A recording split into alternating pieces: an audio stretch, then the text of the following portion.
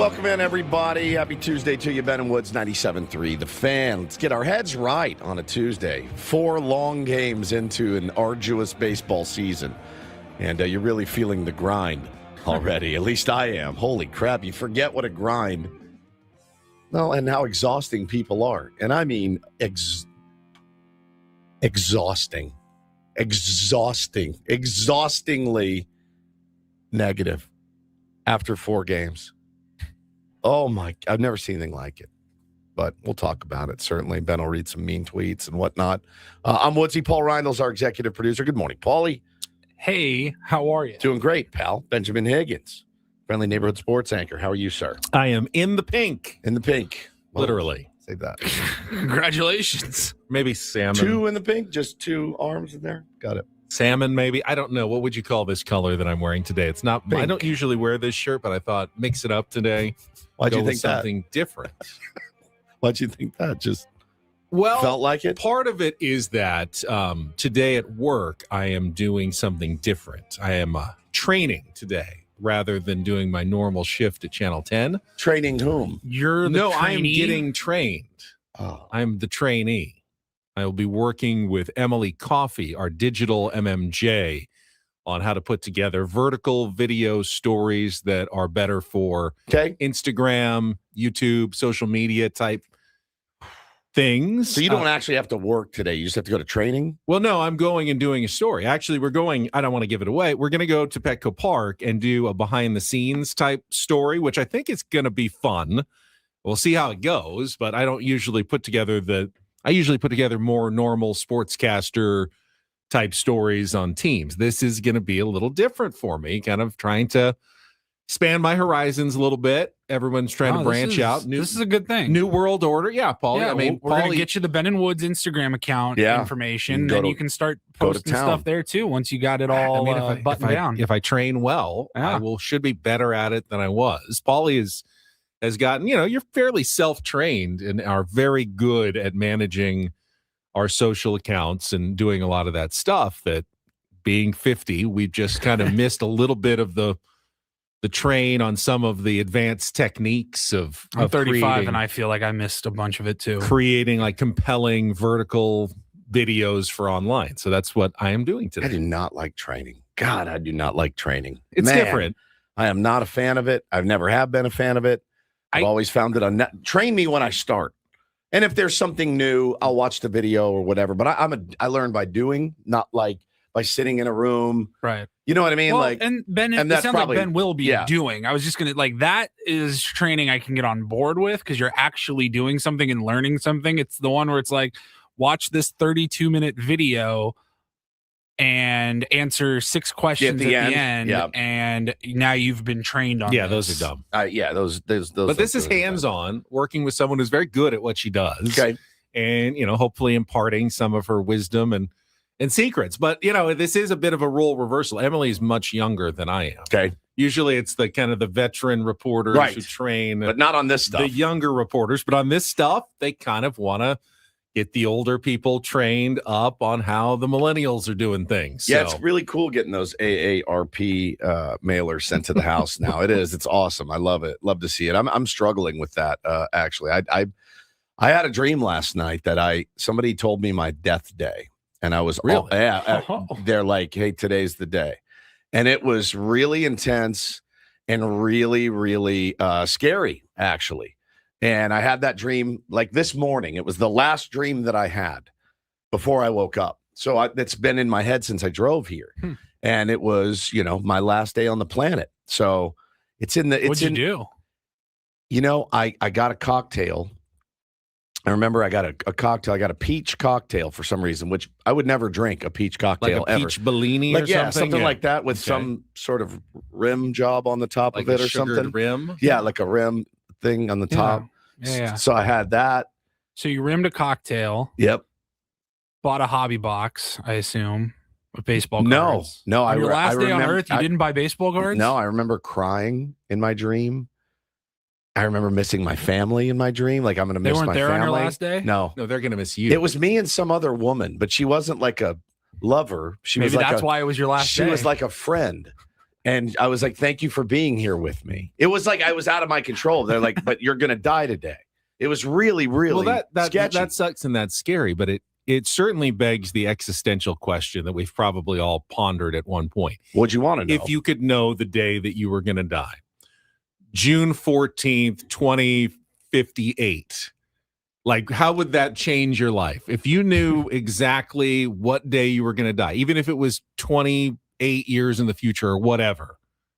I would only want to know if it was 25 years plus. But That's all. you know you're always You like couldn't live carelessly because it's not like you're invincible. Exactly. Right. Exactly. You'll just live your It's life. not Groundhog Day. Right. No, yeah. I mean, yeah, that would be as if the normal, just your normal course of life. But if you fell off a building or something, you could still die. So you can't. Right. You can't just do anything you wanted. Yeah, it was really weird. It was a really weird way to wake up. I don't think I'd want to know.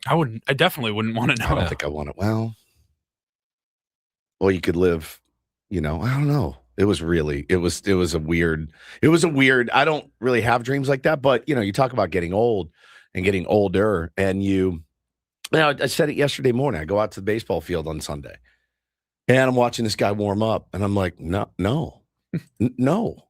I don't, it's passed me by. And you feel it for the first time. You're like, I can't even see it out of his hand, much less hit it, because my eyes have gone bad. And so you're like, all right, I gotta figure it out. So I'm trying to wrap my head around it mentally. So it's been 2 days of like, the end is near for me. And then you watch this offense and you're like, well, the end is definitely near. There's no question. You watch Walker Buehler pitching for the Padres and you're like, this is the apocalypse, where I'm cheering for Walker Buehler. I'm like, it's Revelations that they talked about in the Bible is here. Walker Buehler, I'm rooting for him. He's pitching for my favorite team, and no one on my team can hit. And they haven't been able to hit for years now. And so, yeah, I'd say the apocalypse is upon us. So I'm in a great headspace this morning, just so you guys know. You're worse than some of the people on social media that you're going to make fun of later. Well, mine is more big picture here, like life and death. Listen, I joke about the team. I'm not going to use a chip today. I would never use a chip 4 games into a season. I've got 10 more to go. But I would not use one today. It's 4 games in. I was looking at some of the other starts of some of the superstars in baseball. It will shock you to hear what some of the best, most highest paid players are hitting right now. Hitting is very difficult. It's very, very hard. And we can talk all about, you'll hear a lot of approach. You'll hear talks about approach, and this team doesn't have approach or a plan. I can assure you that's wrong. There is an approach. There is a plan. Here's what I do know. Okay. Every single team, from the worst team to the best team, no one walks in the day of the game and like, how you guys doing? All right, I'm going to go get some BP. Like, they meet, they plan, they probably over-plan. Every team from the Dodgers to the Marlins and Rockies more have often a than plan. not, if they don't execute, it looks like they didn't have a plan. Correct. But and even that's not the case. The buzzword of approach it just wears you out at the end of the year. Like, your approach is to hit the ball hard. It doesn't always work, and because it's a very hard game and pitchers are nastier than they've ever been. So I will say maybe delete that one from your vocab about that they don't have a plan. They do have a plan. There's a plan every night. And you can go down to the worst high school team in America, whoever that may be. They have a plan. Their coaches install a plan. Can you execute said plan? And that remains to be seen. But it just really, really is. They were a little bit of an energy succubus last night watching the game, and I was so excited to watch the first full game of the season for me because I've been so busy. But yeah, man, it's there's still plenty of time to figure it out. So no panic necessary. Yeah, we will get into the game yesterday. There were some interesting, I think, elements to it that we'll be able to discuss. There were some fantastic elements of the game last night, in my opinion, too. I thought Jake Cronenworth played some really, really nice defense, made a couple of really nice plays. I thought Walker Buehler pitched okay. He pitched okay. Alex says we are the Homer show. It's just, buddy, you're the doomer. You're the biggest doomer I know. The biggest doomer on the planet is my man Alex Zamora. and he's on my Twitter feed every night, and he's in here every day, and he's just dooming. Go watch football, man. This isn't for you. Baseball's not for you. You got 158 games or whatever to go. It's not for you. I would also caution that at some point in the next probably couple of weeks, Padres will go on a hot streak. Doesn't mean that everything's perfect either. You've got to ride the waves through the baseball season. You have to. We're not even a week in. Bro, we are 4 games in, and people are jumping right now.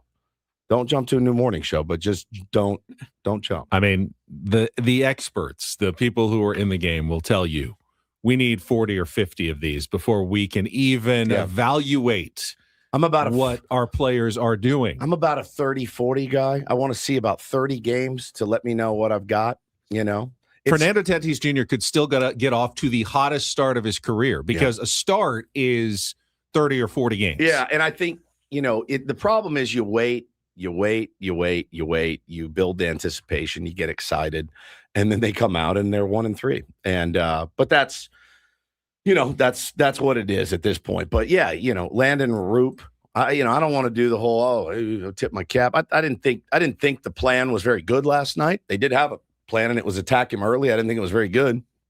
Because guess why it wasn't very good? Guess why? Didn't work? Because it didn't work. Yeah. Had they pieced, sat on his changeup, had they spit on his changeup, had they attacked the sinker or whatever and gotten 7 hits in the first 2 innings, we would have said Steven Souza Jr. is brilliant. Installed a great game plan tonight. Yep. And that's the nature of this game, at every level. So then you can have a patient game plan, try to wait it out, and now you're 0-2 every time. And then you're behind in the count a bunch, and you go, well, that was a dumb game plan. You do have to change it up and tailor your game plan. They did get caught off guard. Now we're talking about the baseball game too early. We are.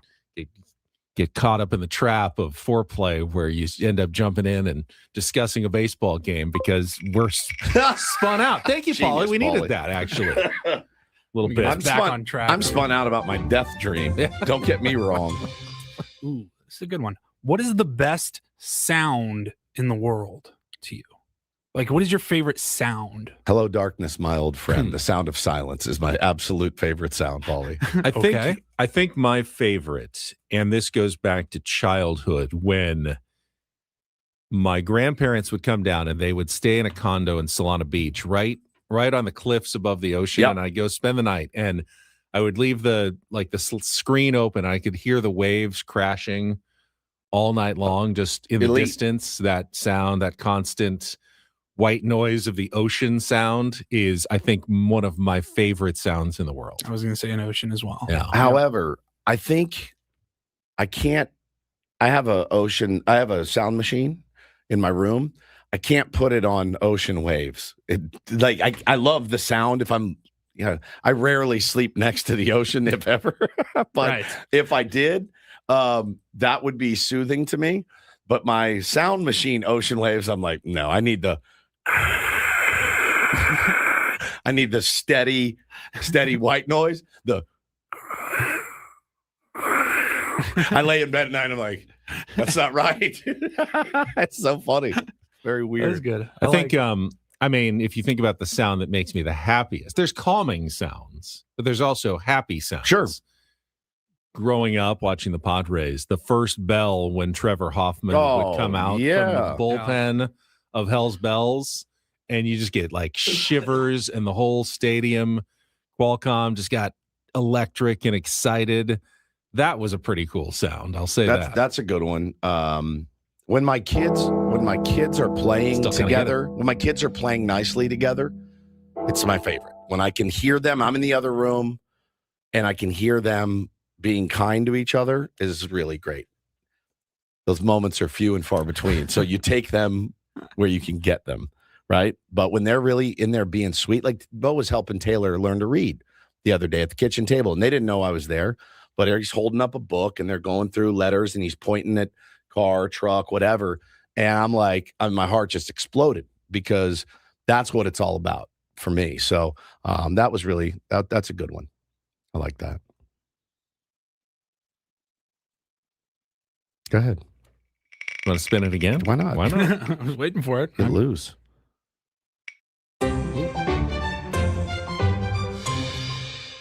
Question asks, what purchase improved your life more than you expected? Ooh. Purchase. Like that something you improved bought your life. to enhance your life, and it went above and beyond. This watch has been really great for me. That's a good one. Really, really great. I never for me. really thought I needed like a digital watch, like an I got Apple a- smartwatch. I got it's a Garmin, and I don't track my sleep anymore thanks to my pal Ben. But it's waterproof. My wife, I told her what I was going to spend on it. She said it's too much. I said, please let me get it, and she said, fine, get it.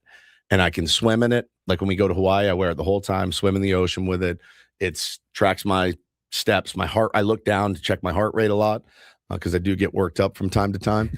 And I think it's been the best money I've spent. It's been so durable. It's been fantastic. I've had it for 3 years. It's been great. I spent it's Garmin Sapphire, solar powered, and I was like, I like this. So I bought one, and it's been great.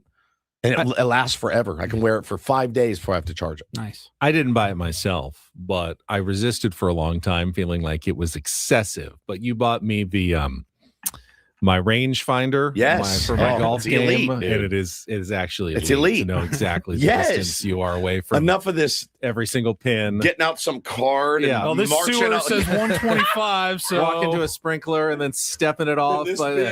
There's the 150 mark. Okay, I have 7 steps. I'm Walking around. 143. Now it's just whoop, boom. that sign says that porta potty's 169, so we're about 182. I do like that one. That was a good purchase for me. Thank elite, and it keeps the game moving. It keeps the game moving. They should let pros use these things. I mean, keep the thing moving. Nobody needs to stare this thing down.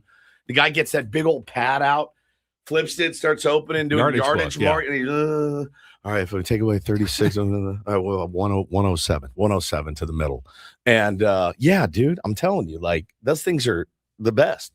They're the best. All right, we can take a break. We'll get back into it and get into some Padres talk, yeah? Let's get into it. Paulie, did you have a Doom purchase away. that you? Oh, yeah, what's your purchase? That I'm you trying to felt think of, like like, improved one- your life? I'm trying to think of like one significant purchase. I can't think of it. Nothing's coming to mind. I know my wife pretty much has changed everything about my life. Like I was always the cheapo guy that was going to just buy whatever you need to get by. She's like, treat yourself, buy the nicer jacket or whatever. Instead of the $20 whatever, buy the $80 whatever. You deserve it. So that's been like an overall improvement. I was skeptical of the air fryer when everyone said, oh, you need to get an air fryer, but they are actually pretty nice to have. They are. I don't know that I'd say they go above and beyond. I don't know. Yeah. I mean, my Improving my expectations life. were a little low. Like, come on, air. You Air can't fry fryer. something in air, but it does like reheat things, make them crispy again. And I do enjoy that. We bought a new blender not too long ago that is so good, except it's the loudest machine I've ever used. And like, I'm like, we are waking up the entire neighborhood by making a smoothie right now. But the worst part is it works really, really well. And if you let it run really loud for that minute and 25 seconds or whatever it is, You're good. You're like, it will be the most perfectly blended Everything's smoothie. blended. And you're just like, I have to like get in my car and drive down the street because it's so loud. It's the worst. But I'm like, babe, if I stop it early, it's going to be all chunky or something. I'm like, it's going to be perfect. And it's What are you smoothing in there? we do like fruit smoothies. Smoothies. Okay. Yeah. All right. You don't want a bunch of chunks in No. fruit No. smoothies. No. Got to be With it. smooth. It's right there in the name. In the name, literally. Yeah, smoothie. All right, go to break. All right, we're going to go to break. We will come back. We will set the menu. It is Tuesday, and you know what that means. Jesse Agler Incorporator Tuesday. Jesse is scoffing. We will get Scoffing to our, at your negativity. We will get to our crap up of the Padres game last night. What happened in the ninth inning as well. All coming up. Good morning. Already through Foreplay and 2 topic wheel spins with Ben and Woods on San Diego's #1 sports station, live from the Bill House Studios. We know how on 97.3 The Fan.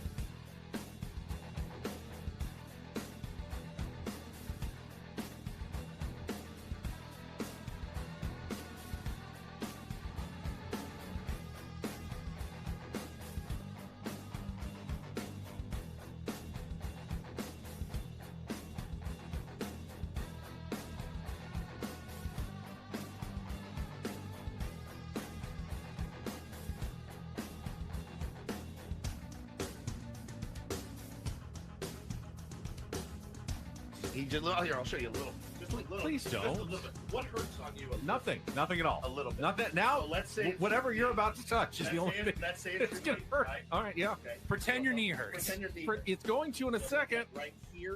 Oh, that is not pleasant. This pool on this roof. This is all for you. The all-new Hamul Casino Resort, now open.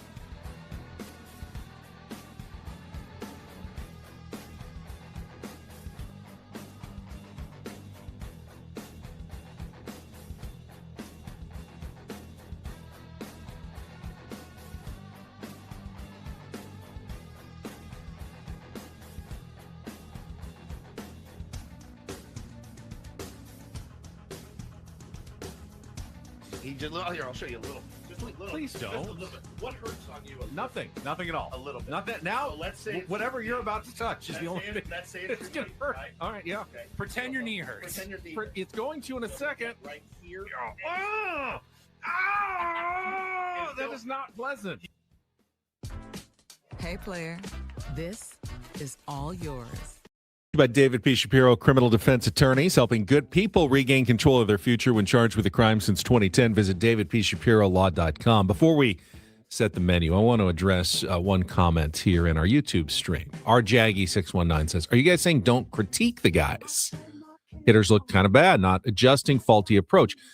Not at all. We will absolutely critique. We will critique today. There are things we didn't like, things we did like. What I am at least trying to say is 4 games into the season, 14 games into the season, don't make any bold proclamations about your baseball club or baseball players. The Padres are bad. The Padres are good. Looks like it's going to be a tough year for Manny Machado. Looks like it's going to be a good year for Randy Vasquez. I was very encouraged by Randy Vasquez's start. Doesn't mean he's going to have a great year. Just because Manny Machado, tapped out 3 times doesn't mean he's going to not hit 29 home runs like he usually does. Exit velo of 1. Yeah, each individual game we can critique, we can praise, we can, pick apart a game as a game. And you put them all together, 162 of them, you will have a season. But at this point, individual performances don't amount to any conclusions that you can draw. So I'm actually trying to do everybody a bit of a favor and recommending you don't say something today that's going to make you look foolish tomorrow, because Manny tonight could go 3 for 4 with a home run and 2 doubles. You guys are the voice of San Diego. Thank you. 5.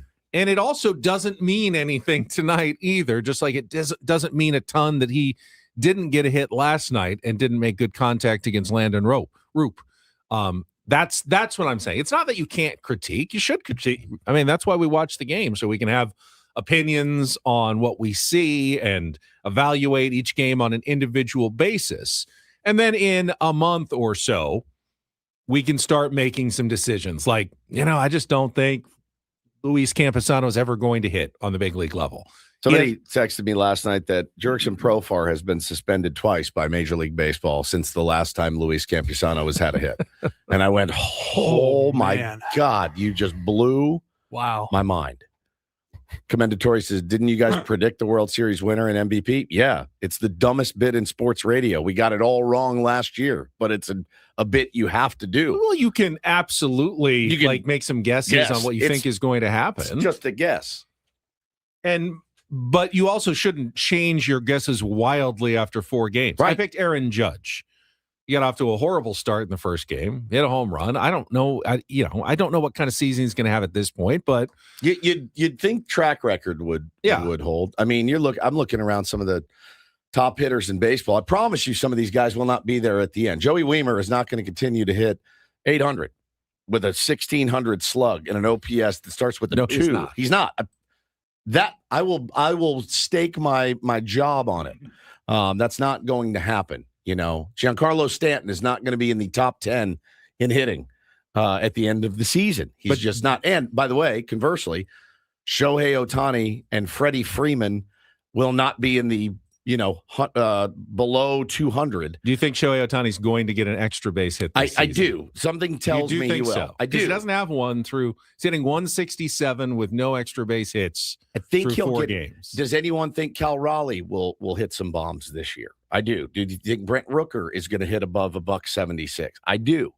And I think that's okay. There's a lot of teams off to slow starts and really a lot of stars. Bryce Harper yesterday, I think he left 6 men on base on an 0 for 5. Like, it's just a really, really hard game, and hitting is really, really hard.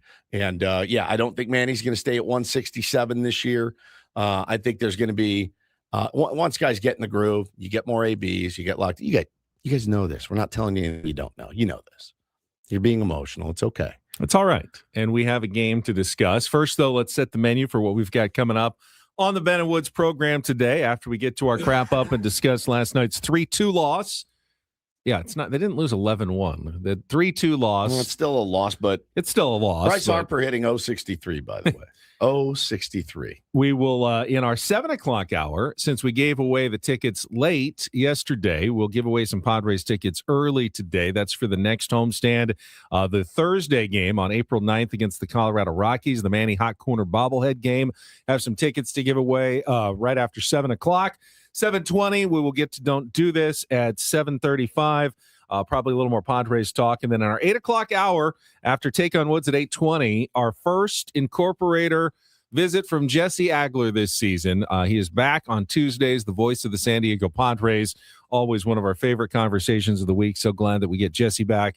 8:35 on most Tuesdays. He will join us today. 9 o'clock hour, get our Reindl Report, get some headlines for you with the rest of sports and what we missed, and then get you ready for more Padres baseball coming up tonight, game 2 of the series. Another 6:40 start. German Marquez making his San Diego Padres debut against Logan Webb, the ace of the staff for the Giants, who got hit hard Got smoked in the first game by the New York Yankees trying to bounce back. Again, I don't think Logan Webb's going to have a double-digit ERA all season either, but we're very early on, so don't draw too many sweeping conclusions. Do you think Jesse Agler expected to go into therapist mode his first appearance of the season? I don't. He's going to laugh.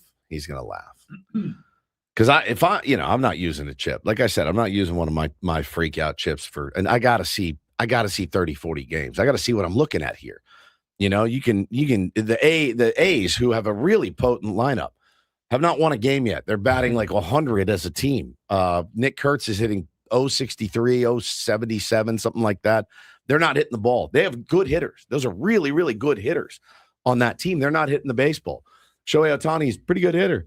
He's not hitting it. Kyle Tucker is batting 165. I mean, now, they got guys that can pick them up. The bottom of their order has been insane. Will Smith and Andy Paez, there's guys that can pick them up. Nobody has really, really gotten going yet here in San Diego, which, again, Janine makes Ramon Laureano is hitting well. Yeah, he K'd twice last night, too. I mean, listen, you see a lot of, throw him up in the leadoff. Maybe, right? But until it starts clicking, it's going to be a while. They got to get this thing going, but there's no panic, certainly after 4 games. I promise you they're not panicking. Quickly, pregame, what did you think about Luis Ariz?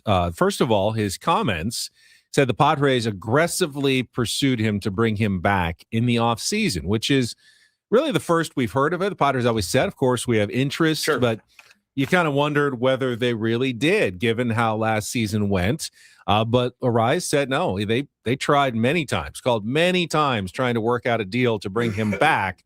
But he kind of insisted that he wanted to play second base, and the Giants were really the only team giving him that opportunity, which is why he signed the 1-year, $12 million deal to go to San Francisco rather than a multi-year deal somewhere else. Do you have any regrets early on that one? The Padres wanted Ariz back, were unable to get it done because they wouldn't give him second base. No, I don't. I have no regrets. I don't either. Zero. I think Jake Cronenworth's a better option for the Padres at second base with his on-base skills. We saw the defense last night, and how good he can be out there. Really solid, not just on that spectacular play, but the early double play that he turned. Just finding Xander perfectly. Did have the one in the 4th inning. Could have helped Walker Buehler. Had a sliding one. Tough play. Yeah. Got under his glove. It kind of started the 2-run rally, unfortunately. But I don't think that I have any regrets. Padres did a nice solid for Luis Ariz with a tribute video before the weird, game. I thought, but it makes sense. He had some really good moments in San Diego. I will never forget his first home game in the City Connects walk-off winner. I was sitting down the third base line that night. Was really, really cool. And, I don't want to diminish anything Luis Ariz did, even though last season, obviously, was probably one of the toughest of his career. Just didn't ever totally get going the way he wanted to, but he was dealing with injuries as well. So, anyway, that was the return of Luis Ariz No last hits, night. though. Did not get my under 4.5. Under 4.5, you're feeling okay. Trending well so far. 2 games left in the series. He can easily get 5 hits in 2 games. We've seen that many times. And he punched out. Yeah, first which time is up so against rare. Walker Buehler. It's so rare. I was surprised. You're not expecting a ton of swing and miss from Walker Buehler, especially against someone like Luis Ariz, but a very well sequenced at bat by Walker Buehler, not giving him anything on the plate, dancing around and eventually getting to chase something high that, even though it wasn't that hard, was hard enough to get past Luis Ariz. Yeah, I was, encouraged by that Walker Buehler, Luis Ariz matchup. And, listen, are we going to talk about the game now? We are going to check traffic. Right. We will get to our Crap-Up, and then we will talk about the game in a moment here on 97.3 The Fan. From the 855 Get Ross Traffic Center. Injured? Demand justice. Demand Jurowitz. 855GetRoss.com. Here's Kelly Danick. So far, people are doing a good job of staying out of trouble for the most part. Just this one crash in the North County, southbound 15 near Gopher Canyon. Got a couple vehicles involved in this one. In the center divide, could be partially in the fast lane. Something to watch out for, south 15 near Gopher Canyon. I'm Kelly Danick with Ben and Wood, San Diego's #1 sports station, 97.3 The Fan. It's a shame if they lose. You got a problem. How did things play out in yesterday's game? Supremely stupid. It's time for the Padres Crap-Up with Ben and Woods. Brought to you by Hamul Casino Resort. Hey, player, here's something to cheer you up. The rooftop pool's open, day passes are available, and the spa is calling your name. Hamul Casino Resort, the player's place. We'll give it 16 minutes of salt, and then we'll, get back on the pump and figure it out. 1-2 pitch. Hit in the air, deep to left field. Laureano is back, and the first home run of the season for the Giants belongs to Harrison Bader. It gives them their first lead of 2026. A solo shot to begin the third inning. It's 1-0. 1-0 pitch is flared into shallow left field. Laureano's charging. Chapman's on his way home, and Ramon will not have a play. Just kind of walks it back towards the infield as Chapman comes in to score. RBI single, Patrick Bailey, his first hit of the year, and the Giants lead it 2-0. 2-1 to Schmidt, and a hard hit grounder up the middle. Bogarts can't get there. It's into center field. Lee is racing home. He will score. The throw goes to third, not in time. Back-to-back RBI singles by Bailey, now Schmidt. It's 3-0. First pitch swinging, pops it up. Bogarts back onto the outfield grass, now onto the infield dirt once again. He's there, makes the catch, and 6 up, 6 down for Ron Marinaccio. Pitch 7 about to be delivered. Walker deals. And that's hit in the air deep to right field. Lee is back at the wall. This one, gonna go! 2-run homer, Jackson Merrill. Don't go anywhere just yet. A 1-run game in the bottom of the 9th inning with 2 down. Jackson's first of the year. 2 balls and a strike. Here's the pitch. Bogarts hard hit over to Adames at short. Has it on the backhand. Fires to first in time, and the ball game is over. Padres made it interesting in the bottom of the 9th. A 2-run homer by Jackson Merrill to turn it into a 1-run game, while Walker hangs on to close the door. And Tony Vitello of the Giants has his first career win as a big league manager. 3-2 San Francisco in game 1 of the series. Yeah, attribute him to making a lot of good pitches. Looked like he had a good, sinker going, 95, mile an hour sinker with a good sweeper, and then he had his changeup and his cutter that he used a little bit more than we were expecting. So he did a pretty good job out there against us. He did. First hat tip of the season, I guess. I don't really want to give pitchers much credit. I'd really like to roast our hitters more than credit the pitchers every freaking game. Obviously the approach early on Landon was, get up there and hack. He's going to be around the zone. He's going to throw you hittable stuff. He mixed his pitches really well, I thought. And guys were off balance. Guys were fishing. He didn't. We were texting back and forth, and Ben's like, we haven't missed any hangers or meatballs. I go, yeah, but we're swinging it way too much stuff out of the zone. So, different kind of. I thought Manny missed a hanger. Manny missed a lot last night. What were his exit velos? 1, 3, 6, maybe, for a combined total of 54.8, 53.0, and 49.6. The 3 of the 4 softest hit balls of the night came off the bat of Manny Machado. Combined distance on those 3 was 12 feet. I think I was dead. I go, this can't be happening right now. The actual combined distance was 14 feet. It's 4, and 6. It's just, you laugh to keep from crying. Yeah, man, it sucked. He knows it sucked. 2 of those with runners on. Yeah.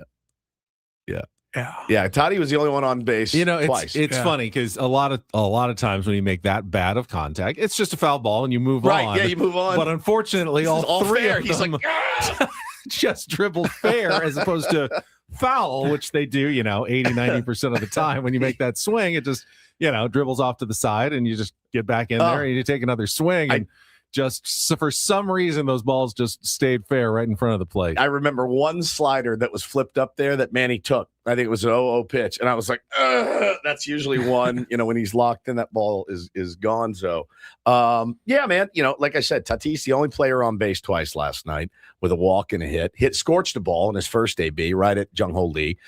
So the swings were better. People talking about the challenge or lack thereof in the ninth inning. I think that's a very valid criticism / concern.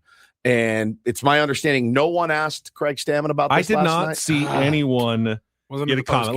Let's for anyone who missed it or didn't stay up for the end of the game. Padres down 3-0. Had nothing going offensively really all game. Yeah. Barely, I think, one runner in scoring position. Yep. But Jake leads off the ninth with a walk. So you need one more guy on base. This is a relief pitcher, by the way, with staggering splits when it's a save opportunity versus just middle relief. Yeah, middle relief. He showed his numbers. Walker, Ryan Walker, He had a 7 ERA. And he's missing badly against Jake. And he falls behind 2-1 against Fernando Tatis Jr. Remember, you need one more runner on to get the tying run to the plate. Yep. 2-1 pitch hangs up high, and Fernando Tatis Jr. kind of steps back, like when the umpire goes strike, he kind of steps back in surprise, like, I didn't think that was a strike, but he didn't challenge it, even though the Padres had one challenge remaining. The replay show it was about an inch or two above the zone. Now, if not, then when? Then when? The idea is you save your challenges early so you can be aggressive late in a situation that may change the game. And as it turned out, now we don't know how that at-bat would have finished. He ended up striking out. It was 2-2 instead of 3-1. Yeah. Could have walked, and then Jackson Merrill's, home run would have been a 3-run shot to tie the game rather than a 2-run home run. You have no idea if that's how it was going to play out or not. Could have hit a 3-1 slider into the ground for a double play. I have no idea how it was going to play out. But I do think the proper thing to do would have been to challenge there. And you wonder why, and maybe someone will ask him before the game today, why he didn't challenge in that situation when he clearly seemed a little bit surprised that it was called for a strike. And it was he's the only one that can challenge that, right? He is. Yeah, there's no one else other than the batter on offensively. So it's got to be him. Now, they need to remind guys, like in the ninth inning, hey, if it's close, we got one. You can use it. I would think that reminder is going on in the 8th and 9th inning. You've seen teams get, and including the Padres, get more aggressive on challenges late in the game, whether he just maybe thought it was too close and didn't want to burn it there, or whether he just kind of in the moment forgot. It takes a while to instill habits, and we're 4 games into the ABS era. Yeah, but you'd think that would be one that is like you've been waiting for a decade. That's one where you're like, you probably have to talk yourself down from challenging, right? All the time. I also remember that in one of the last spring training games when the Padres, I believe, were trying to play it like a regular season game, and Fernando challenged early, was wrong, and they lost both of their challenges. My guess is he got scolded a little bit, like, hey, we can't be losing our last challenge like that. And maybe it made him a little gun shy, even when he wasn't supposed to be gun shy late in the game. A lot of factors that go into that. Andrew Bailey is a factor in that as well. One of the best back there at presenting. But clearly it should have been challenged. Yeah, if you don't, what are you saving it for? That's such an integral, such an important part of the game right there. That is a pivotal moment. So him not challenging it, I don't know. Fernando, we're 4 games in, and like I said, scorched the ball in the first, got another knock, was on base with a walk too, and he's getting dragged by the fan base summarily. Again, and he doesn't do himself that many favors. He's also sometimes. hit some hard outs. Padres, I don't know that you want to hear it when they're 1-3. They haven't gotten particularly lucky. They certainly haven't gotten as lucky on softly hit balls as the other team.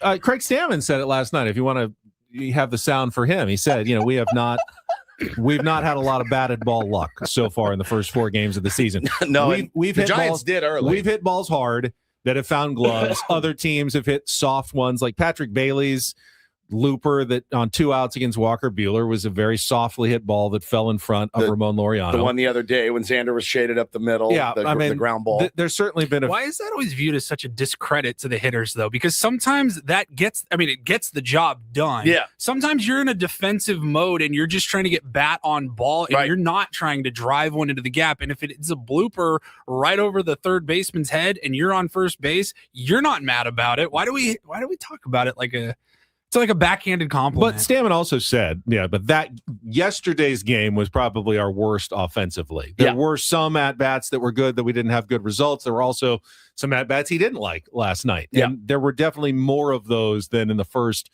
3 games against the Tigers, at-bats that just weren't quality at-bats by the Padres last night. And as far as Toddy goes, he didn't do himself any favors. I mean, I had 50 people send me the picture of him sitting in the dugout when Jackson hit the home run. Jackson's back in the dugout. Everyone on the team is up on the thing because you're down a run, and he's sitting on the bench and he's upset. Probably thinking I should have been on base. That should have been a 3-run home run that we just tied the game. Yeah. He's probably feeling like I just cost us the game because Jackson hit the home run. But the thing is, what I'll say is, number one, he's not new here. Like, he's an emotional player. He's not out of control emotional. He's not out of control emotional at all. When it doesn't go his way, he will hang his head a little bit. And that's the kind of player he is. He's not new. We didn't just acquire him through free agency. Like, what you're getting with Fernando. When he's when he's feeling jubilant, he's the most jubilant dude on the team. There's nobody more happy when things go right. Yeah, so, I mean, do you get the sense that obviously the Padres feed off Fernando's excitement when he's jubilant? Sure. Do you feel like he's dragging everyone else down when he's not? I don't. Everyone had their back to him. I don't feel like he's affecting the rest of the team. They let him be himself. Yeah. And that includes sometimes when he feels down, they let him mope a little bit. But I don't feel if he was on the railing, would Xander have gotten a knock yesterday? Right, exactly. It's exactly right. I'm just asking the question. I think he was pretty pissed. Xander, and he had a good scorcher at the shortstop, just didn't find a hole there. Tatis was sitting on the bench, I think he's just an emotional dude. And as a fellow emotional dude, I kind of get it. And I'm just going to let him be him, because when it does unlock with him, it's pretty special. It really is. He's a special player. And, the fire him into the sun after 4 games. I mean, he's the only guy on base twice last night. Really, the only guy that hit the ball hard at all on we this went team. through this all last year. We went through it all last year. So it's it just doesn't make any sense to me. But yeah, we'll see. Yeah, you can't. I think if Fernando was your only emotional leader and your whole clubhouse was riding his emotional waves, that would be a problem. That's a problem. That's why you need guys like Jackson Merrill. Yeah. Kind of constant energy. You need a Manny Machado who's just steady Eddie. They have 3 very different personalities. They're kind of as leaders at the top of their order in Tatis, Machado, and Merrill. And I think that's okay. I don't see the Padres like just saying, oh, well, if Fernando's down, then we are all just completely in the pits and we have to go down there with him. They let him do his thing, which may be the right thing for the Padres just to do. Because you never want to force a guy not to be himself as well. Be yourself. It's a long season. It's a long season.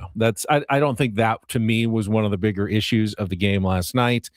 I do want to talk about Walker Buehler's performance. Got to talk about the bullpen again as well. Outstanding for the San Diego Padres. That really was, in many ways, what I expected to be the formula for victory from the bottom of the rotation. Yeah. From Buehler and Marquez. That was it. I'm not going 7 innings, 1 run. You're going 4 or 5 innings, 2 or 3 runs, and then hand it to the bullpen who's going to shut it down, lock it down, either hold a lead or hold a slight deficit. You score a couple runs, you win the game. They're just not scoring. They're not scoring. Yep. That's the absolute critical element. It's not on the pitching staff right now. It's on the offense. They're averaging 2 1/4 runs per game through the first 4 games of the season. That's not going to get you many wins at all in Major League Baseball. You got to be averaging 4.5, 5 runs a game if you're going to win some baseball games. That what was our number last year? We scored 4 runs. We were like unbeatable. Yeah. 4. Haven't gotten there yet once. Oh my God. 4 games. All guests on Better Woods brought to you by SDCCU. It's not Big Bank Banking. It is better. Padres tickets to give away coming up next year on 97.3 The Fan.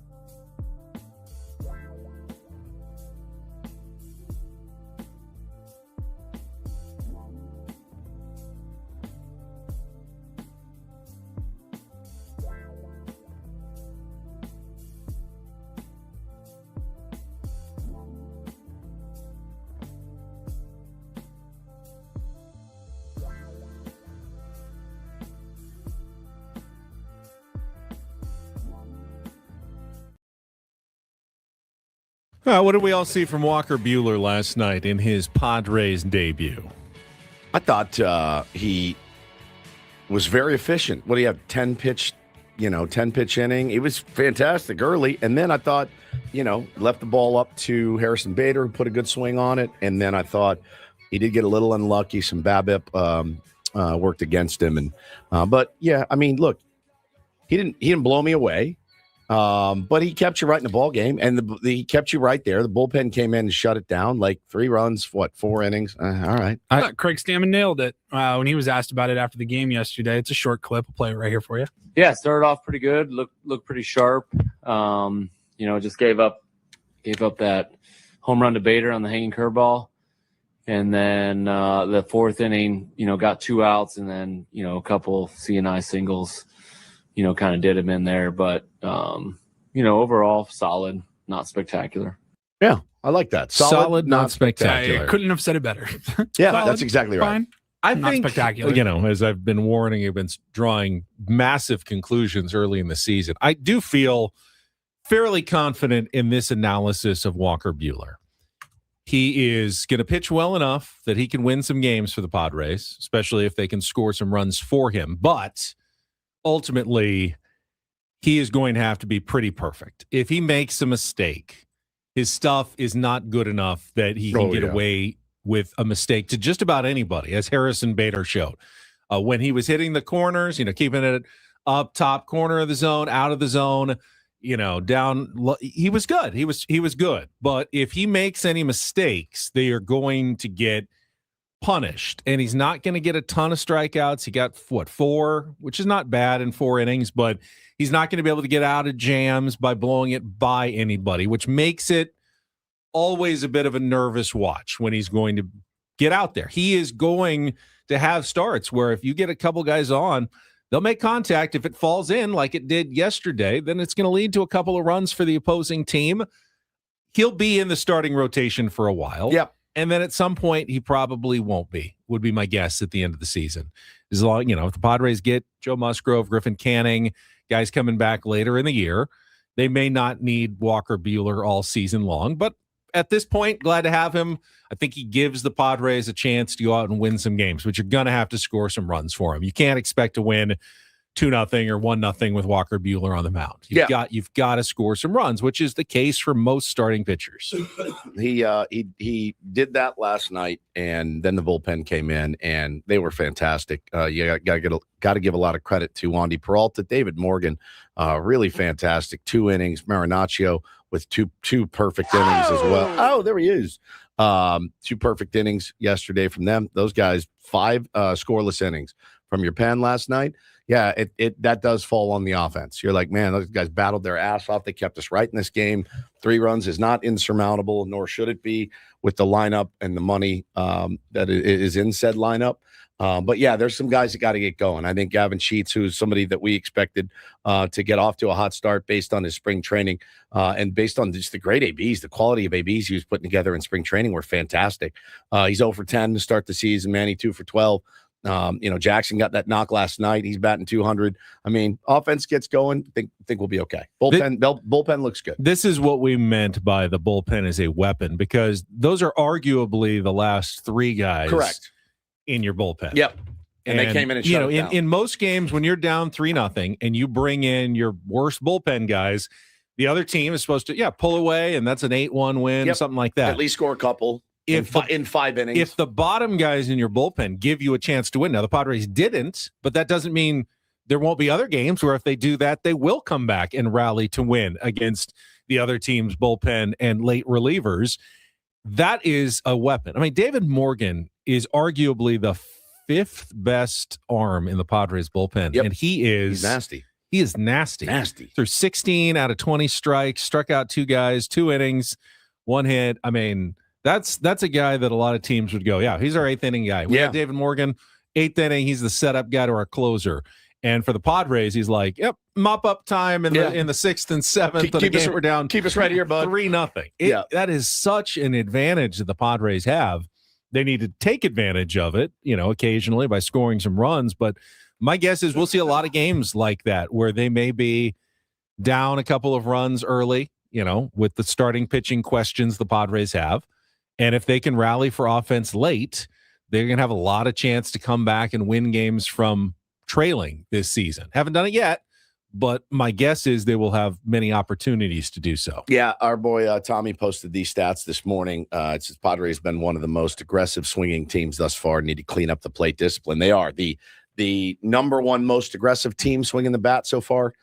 The Sacramento Athletics, they are 0-4. The Colorado Rockies were able to throw up, 15 runs last night. It worked a little bit for them. The Washington Nationals are off to a really hot start. They're swinging a really early in the count. And then your San Diego Padres, the fourth most aggressive team on the first pitch, I think. Like you said, not the first it's pitch. Not inherently good or bad to be aggressive or patient. It's great if it works.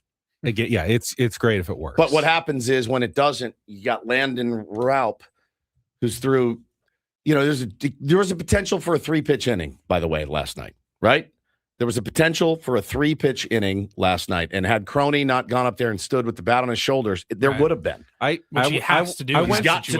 I ran upstairs to the bathroom. I thought I made it back before the inning. I felt like I was quick. Yeah. And I got back and I'm going, I don't think the commercial break will be over yet. And there were 2 outs. And I'm going, what happened? Whoa. I didn't realize that I even missed a pitch. How is there 2 outs when I thought I was back in time? Yeah, you missed 2 pitches. 2 pitches, 2 outs. I went, oh, my God, this dude's going to get a 4-pitch inning here. And, Crony had to stand up there and watch a couple. So, yeah, it just changes the calculus. If you're swinging first pitch and hitting little nubbers and rolling it over and now landing, he's through 5 innings. He's got 60 pitches. That's not great. That's not great. And then it changes.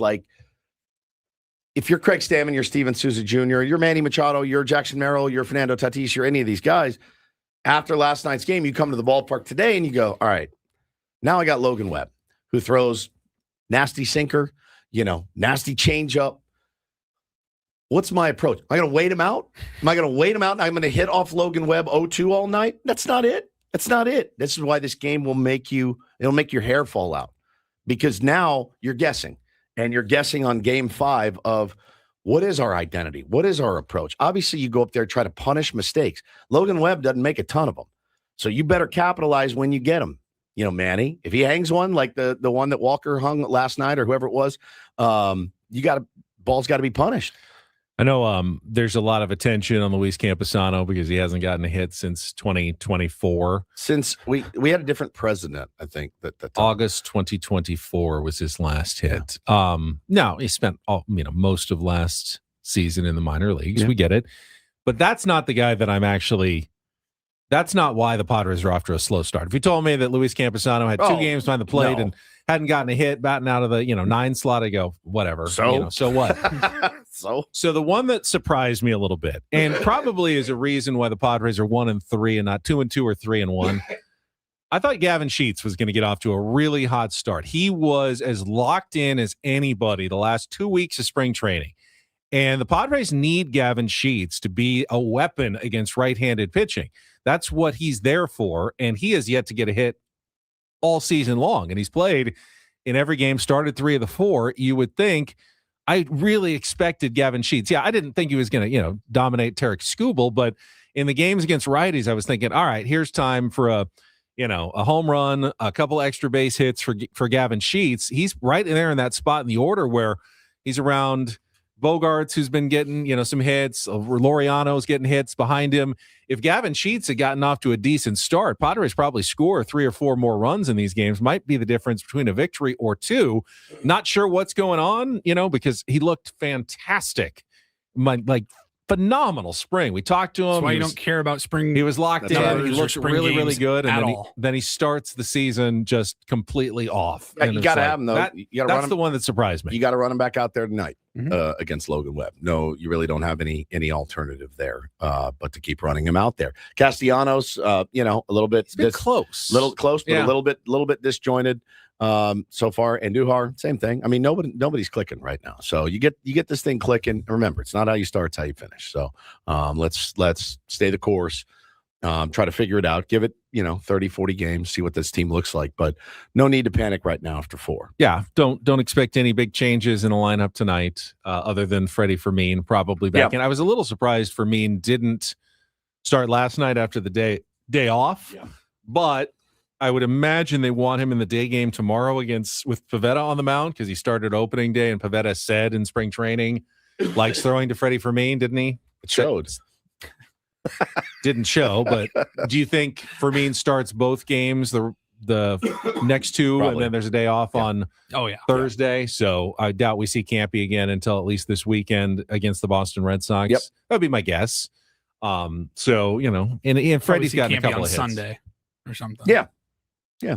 Makes sense to me. That would make sense. Yep. Or Saturday, and then I mean, I like getting guys in the lineup. I like to see, get guys engaged and keep them engaged. You have to do it. So I got no problem with it. I just want Campy to get off the schneid. No doubt. I think mentally at some point it becomes like just that weight, like you can't even just imagine. A dribbler that something, whatever, anything, a blooper, bleeder. Yeah. Just something that just gets in would be, I think, a weight off of his back, off of his shoulders to get a hit. Bev says, can we compare the production the Padres have gotten from the DH spot and compare it to what we got from pitchers hitting? It's fairly similar at this point right now, Bev. So I still would rather see Gavin Sheets swing the bat than Walker Buehler. Any day of the week. And as you pointed out, Dodgers aren't getting anything from their DH spot. That's either, right. Well, except for they get a start on the mound tonight from their DH. So they have 9 strikeouts. that's a little 2 hits. Now, Gavin Sheets wants to toe the slab. If Herman Marquez gets in trouble and throw 6 shutout innings, I'll listen to your argument. But they will be getting a start from their designated hitter tonight. All right, Padres just 2 more games before they head off on the road. But when they come back, it's Manny Machado bobblehead night, and we've got tickets to give away right now. If you want to call 833-288-0973, be the 4th caller right now. 833-288-0973. You can win a pair of tickets. Padres Rockies on April 9th, and bring home that limited edition Manny's Hot Corner bobblehead presented by McDonald's, available only to the first 40,000 fans. A display-worthy collectible featuring Machado at third base, a keepsake for all the faithful. Tickets are available at Padres.com/tickets. When we come back, we'll get to Don't Do This, including a update on Tiger Woods. And I thought a very poignant, heartfelt moment last night at the Kansas City Royals game that I want to get to as well. It's all coming up next with Ben Woods on San Diego's #1 sports station, 97.3 The Fan. First, though, no athlete gets to the highest level by himself. There's always a coach, always a strategy. Retirement shouldn't be any different. Trajan, they want to be your coach, trying to navigate market swings, inflation, and healthcare costs. Try to do that by yourself. It can be overwhelming, especially as things change so quickly. That is where Trajan Wealth comes in. TRAJANwealth.com. Their fiduciary advisors take the time to understand your goals, your risk tolerance, and your timeline for retirement. They're independent, so they're not locked into one product or one approach. They can tailor it to each individual swing, as it were. Everything customized. Trajan Wealth Local, offices at Liberty Station, Carlsbad, and Del Mar, and they work with people who want confidence, not constant worry. If you've got an old 401k or investments you haven't looked at in years, have them take a look at like they did for me. You can start by calling 619-367-0207. That's 619-367-0207, or take a few minutes online at TRAJANwealth.com. And when you're ready, again, go to TRAJANwealth.com. Trajan Wealth. Plan smarter, dream bigger. Advisory services through Trajan Wealth, LLC, SEC-registered investment advisor. Client paid advertisement. Additional disclosures at TrajanWealth.com.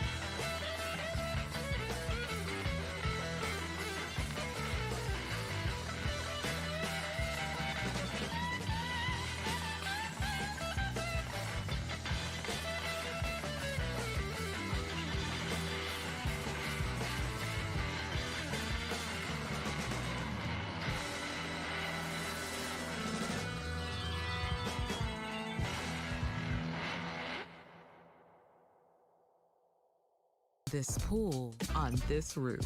This is all for you. The all-new Hamul Casino Resort, now open.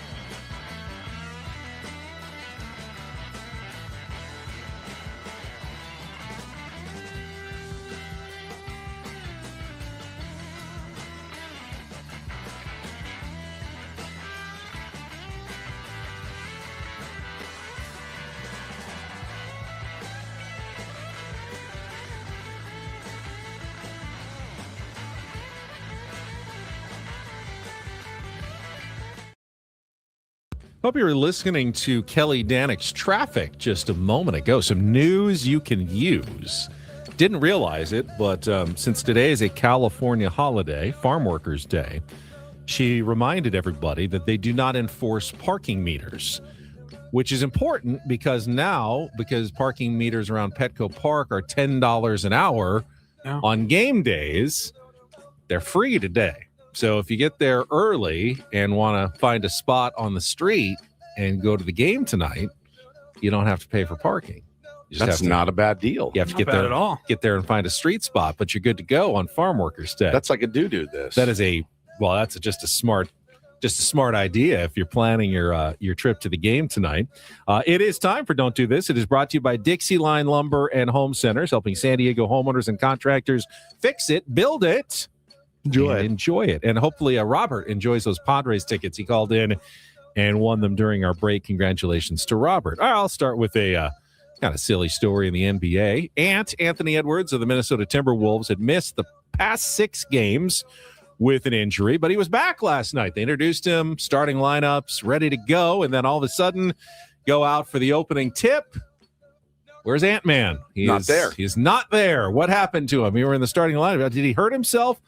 No, he just said nature called, and he had to go number 2 in the bathroom, and ended number 2 had to come in as a bench substitute later in the game.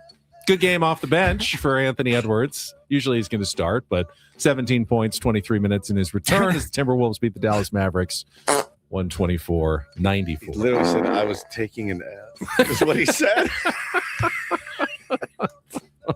Come on, man. I love Anthony Edwards so much. He is good for a soundbite for sure. I got an update to the Tiger Woods story. More has now come out about his arrest affidavit, Ben. The DUI police report was released about 35 minutes ago. So Tiger Woods said that he glanced at his phone when the car ahead of him slowed down. They observed him, officers did, as lethargic, slow, and sweating profusely. And in his pocket, Benjamin, they did find 2 white pills. They were both hydrocodone, and his eyes were bloodshot, glassy, and extremely dilated. They did ask him, do you take prescription pills? And his quote was, I take a few. And yeah, there was another story that came out yesterday that, and again, sources say Tiger reluctant to hire driver, Tiger reluctant to. I was reading about that as well. He'll show up at events all by himself, driving himself, pulling in. He's got plenty of entourage that are there waiting for him, but he always or usually just shows up in his own car by himself. And they're saying, essentially, yeah, because you can get people to sign all the NDAs and things that you want. Ultimately, it's about an addict wanting to be in control and thinking, I've got this under control. A lot of control issues there with Tiger Woods. And it's very easy to say, hey, he's got enough money, just hire a driver. He'll find the car keys. He'll find, 100%. You know what I mean? Like, and he's like, I don't want this. I don't want somebody. And I think he should. I think it's going to save his life and other people's lives potentially around him. You want to talk about dodging two pretty serious bullets, man. There may not be a third. So please be careful. I saw some legal analysis yesterday as well that said because he refused the urinalysis, he's going to lose his license for a year automatically in Florida. But they said with good lawyers, it's going to be he actually is going to be a tough case for the DA to prosecute like fully, because it's going to come down to like testimony and jury, and you get a jury, you can just convince one person that maybe he was stumbling around because of his injuries or he was sore or something. It's going to be harder to prove, so he may not face legal consequences other than losing his license. But that's hopefully, a big one, as you said, it's for him, it's like you got to get to the root of this thing. And I think for him, a lot of the root of it is pain and the surgeries and the abuse that he's put his body through. But it can be done. It has been done before. And finding a way to manage it is going to be paramount to him. And if you can't manage it, please don't put other people in danger, right? Don't drag anybody down with you. That would be terrible. All right, finally, a little do this. DD mega do. And yesterday was opening day for the Kansas City Royals at Kauffman Stadium. They started on the road, but facing the Minnesota Twins. By the way, new dimensions at Kauffman Stadium. Did you see they have brought the fences in a little bit? They did. Always one of the more pitcher-friendly ballparks in the American League. Like at Petco Park many years ago, they decided it's a little too pitcher-friendly. Let's give our hitters a chance. So they have cut off some of the deep corners out by the fountains and pulled in the fences a little bit. We'll see. It didn't have a huge impact yesterday as it was just a 3-1 game. But what qualifies as the do this is the pregame ceremonies. They had Terrence Gore's family come out to be honored. Terrence Gore, who of course passed away this offseason at the age of 34 in a surgery, complications from surgery, like a healthy 34-year-old. I remember Terrence Gore a little bit from his career, but apparently just everyone said just the best guy, beloved, left behind family, including a couple of young kids. And what really got me is when his son, Zane, who looked like he was about, 9 years old, went out to throw the ceremonial first pitch. And I remember like how nervous I was doing that. And he's there in front of on opening day. So sweet. At Kauffman Stadium. He had that line. Didn't he have more World Series rings than RBI? Like some insane, they would bring him up. He just swipe bags and swipe bags and swipe bags. And he's got, I swear to God, he had more World Series rings than RBI in his career. It was crazy. But Lil Zane absolutely crushed it. Strike right down the middle of the plate in front of all of Kauffman Stadium. And the Royals went on to win the game. And just such a scene there in Kansas City. Oh, what a cute kid. A couple of cute kids. But, got the video going on our stream. He walks out there by himself. Yep. All the way to the top of the mound. He's not standing in the front of the mound. And everybody's just kind of watching. Lefty, standing right up there. Catcher comes in. It's Alex Gordon. Dad's teammate. Ugh. And he absolutely just nails it, which is tough to do. What would we say? It's about 10 maybe? Yeah. Just Oh, perfect. Right. I mean, strike Perfect one strike. right there. Attaboy. And that is Don't and Do This for a Tuesday. That was Don't Do This with Ben and Woods on 97.3 The Fan. Get some more baseball talk coming up, including coming up at 8:35 on our SDCCU fan hotline. Jesse Agler, voice of the Padres, our first incorporator of the season. Get his thoughts on the first 4 games, and we can do a little baseball whip around as well. Yeah, buddy. Had a fairly full day in Major League Baseball yesterday. I was just pacing my house waiting for like the 3:30 game to start. I just was like, just give it to me. I think it was like Reds Pirates. I was all in. I couldn't wait. So we'll get to all of that coming up after a quick timeout. Ben and Woods on San Diego's #1 sports station, 97.3 The Fan.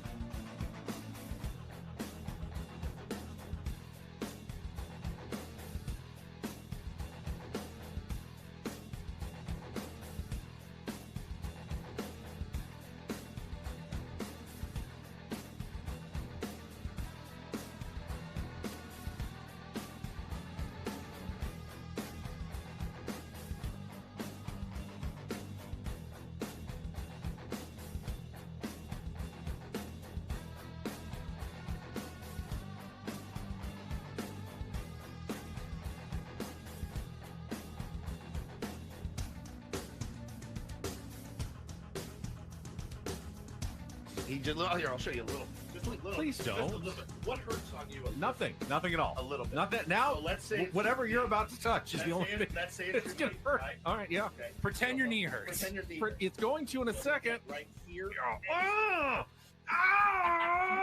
That is not pleasant. And this pool on this roof. This is all for you. The all-new Hamul Casino Resort, now open.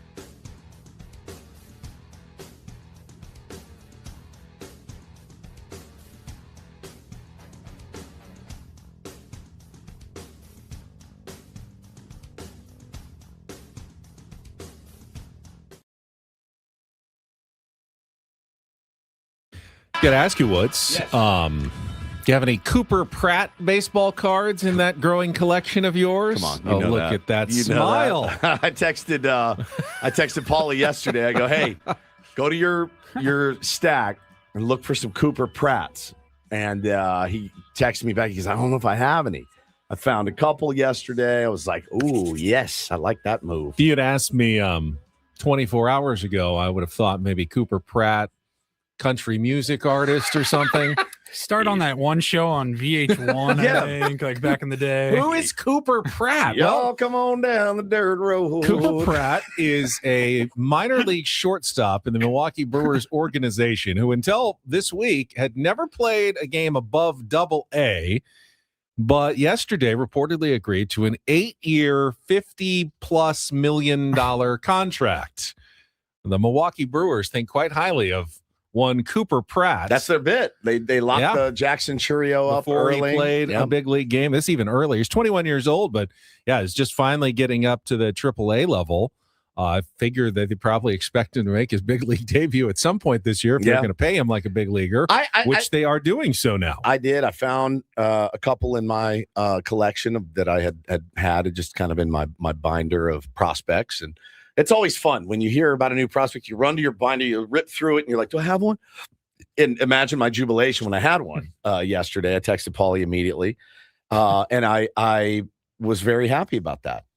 I also heard you nearly made a costly mistake. Well, costly, maybe like a $40 potential mistake that one of the tier ones saved you. You want to talk about yesterday? You want to talk about an angel just coming down and saving me from some major embarrassment. I sell cards on eBay, and I got a DM yesterday. I found a mascot card, right? I think it was like the Mariners mascot or somebody, or the Braves mascot, but it was numbered to 5, so rare, right? It was like number 2 out of 5. It's got the black border that everybody loves. And I found it and I go, oh, that's interesting. Oh, it's numbered. Okay, I'll put that on eBay for like $12 because what do I care? It's a mascot card. Like, okay, which team? I think it was like the Mariners, like or the Moose. It was like the Moose, or it was it was the Braves or something. I can't remember. So I put it up there. I don't think Chief Nakahoma is allowed to be there anymore. I don't know who their mascot is. They have some horse or teddy bear or something. I don't know.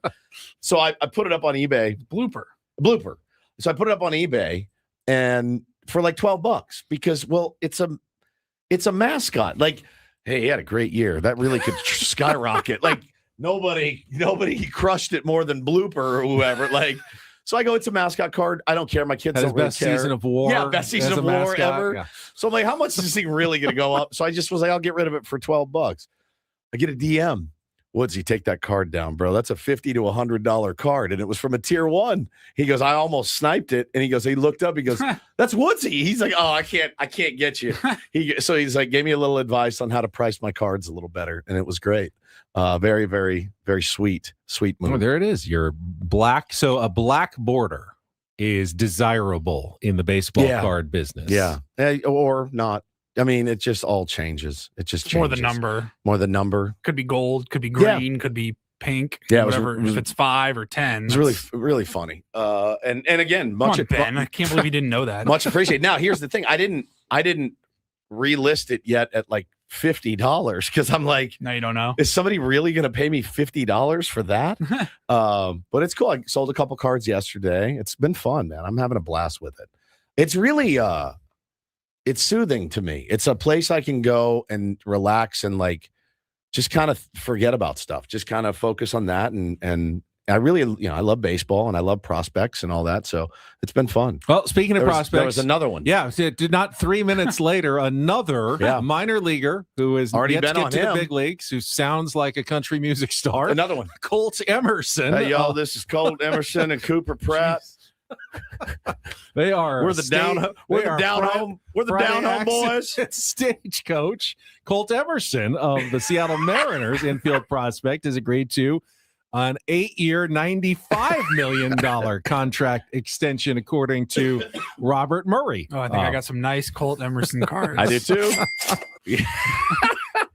Yeah, we hitting baseballs and driving trucks. I mean, who's next? Connor Griffin, who also sounds like he could be a country music star. Yes. Connor with a K. Could be the next in line for a very early contract extension from the Pittsburgh Pirates before he even becomes a big leaguer. Yeah, man. It's the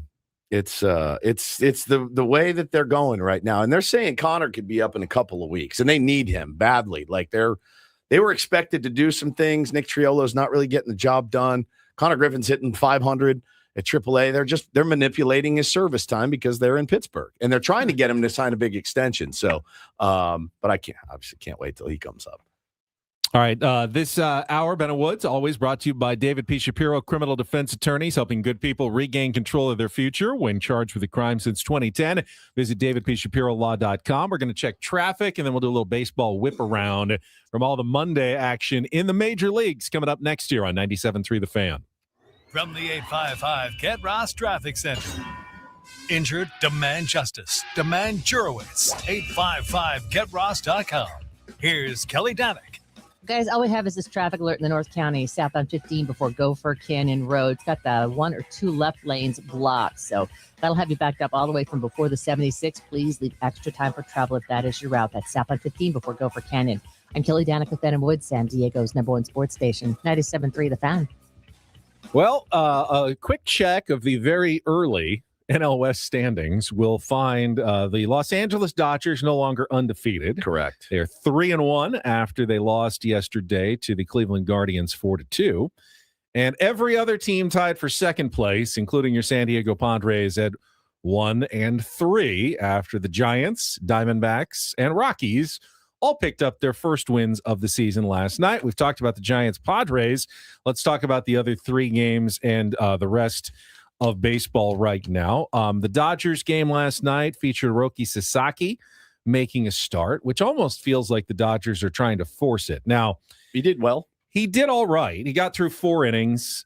He did take the loss because they didn't score any runs early. I think he gave up 2 runs in 4 innings. His control was all over the place. I saw his scatter point plot map. I mean, I think someone described it as a Jackson Pollock painting. He was all over the place, but good movement. You know, he had some nasty pitches, got some swing and miss, and got through 4 innings. And then Tanner Scott pitched an inning, and then they brought in Justin Robleski for bulk relief for the last 4. Kept him in it, but they did not ever get any offense going. As the Dodgers until the 9th. The Dodgers similarly kind of struggling offensively. While they're 3-1, they've had a couple of 1-run wins and have not gotten any of their superstars really on track so far offensively this season, but they found a way to win games rather than lose games. Correct. Which is, that's a very helpful skill to have. It is. That we wish the Padres had exhibited in the first 4 games. Yeah, you get just enough. And they've been able to do that. They've had some really clutch moments already from guys like Will Smith and Andy Pajes, and again, got bottom of the order guys. But the top, the Tucker, the Ohtani, Freeman. I think Betts is having an okay start, but they're scuffling right now too. The Tigers, meanwhile, left San Diego, went over to Phoenix to play the Arizona Diamondbacks yesterday. Justin Verlander making his return to Detroit. Did not go well for Justin Verlander. Got hit early, including Corbin Carroll triple and a home run, 3-run shot and an RBI triple in the first couple of innings, and got knocked out in the 4th, allowing 5 total runs as the Diamondbacks built a 8-0 lead and then nearly blew it all with a 6-run 7th inning. The Detroit Tigers are a scary, dangerous team, as we saw in the first 3 games of the season. They didn't come all the way back, but they certainly made the Diamondbacks worry about it.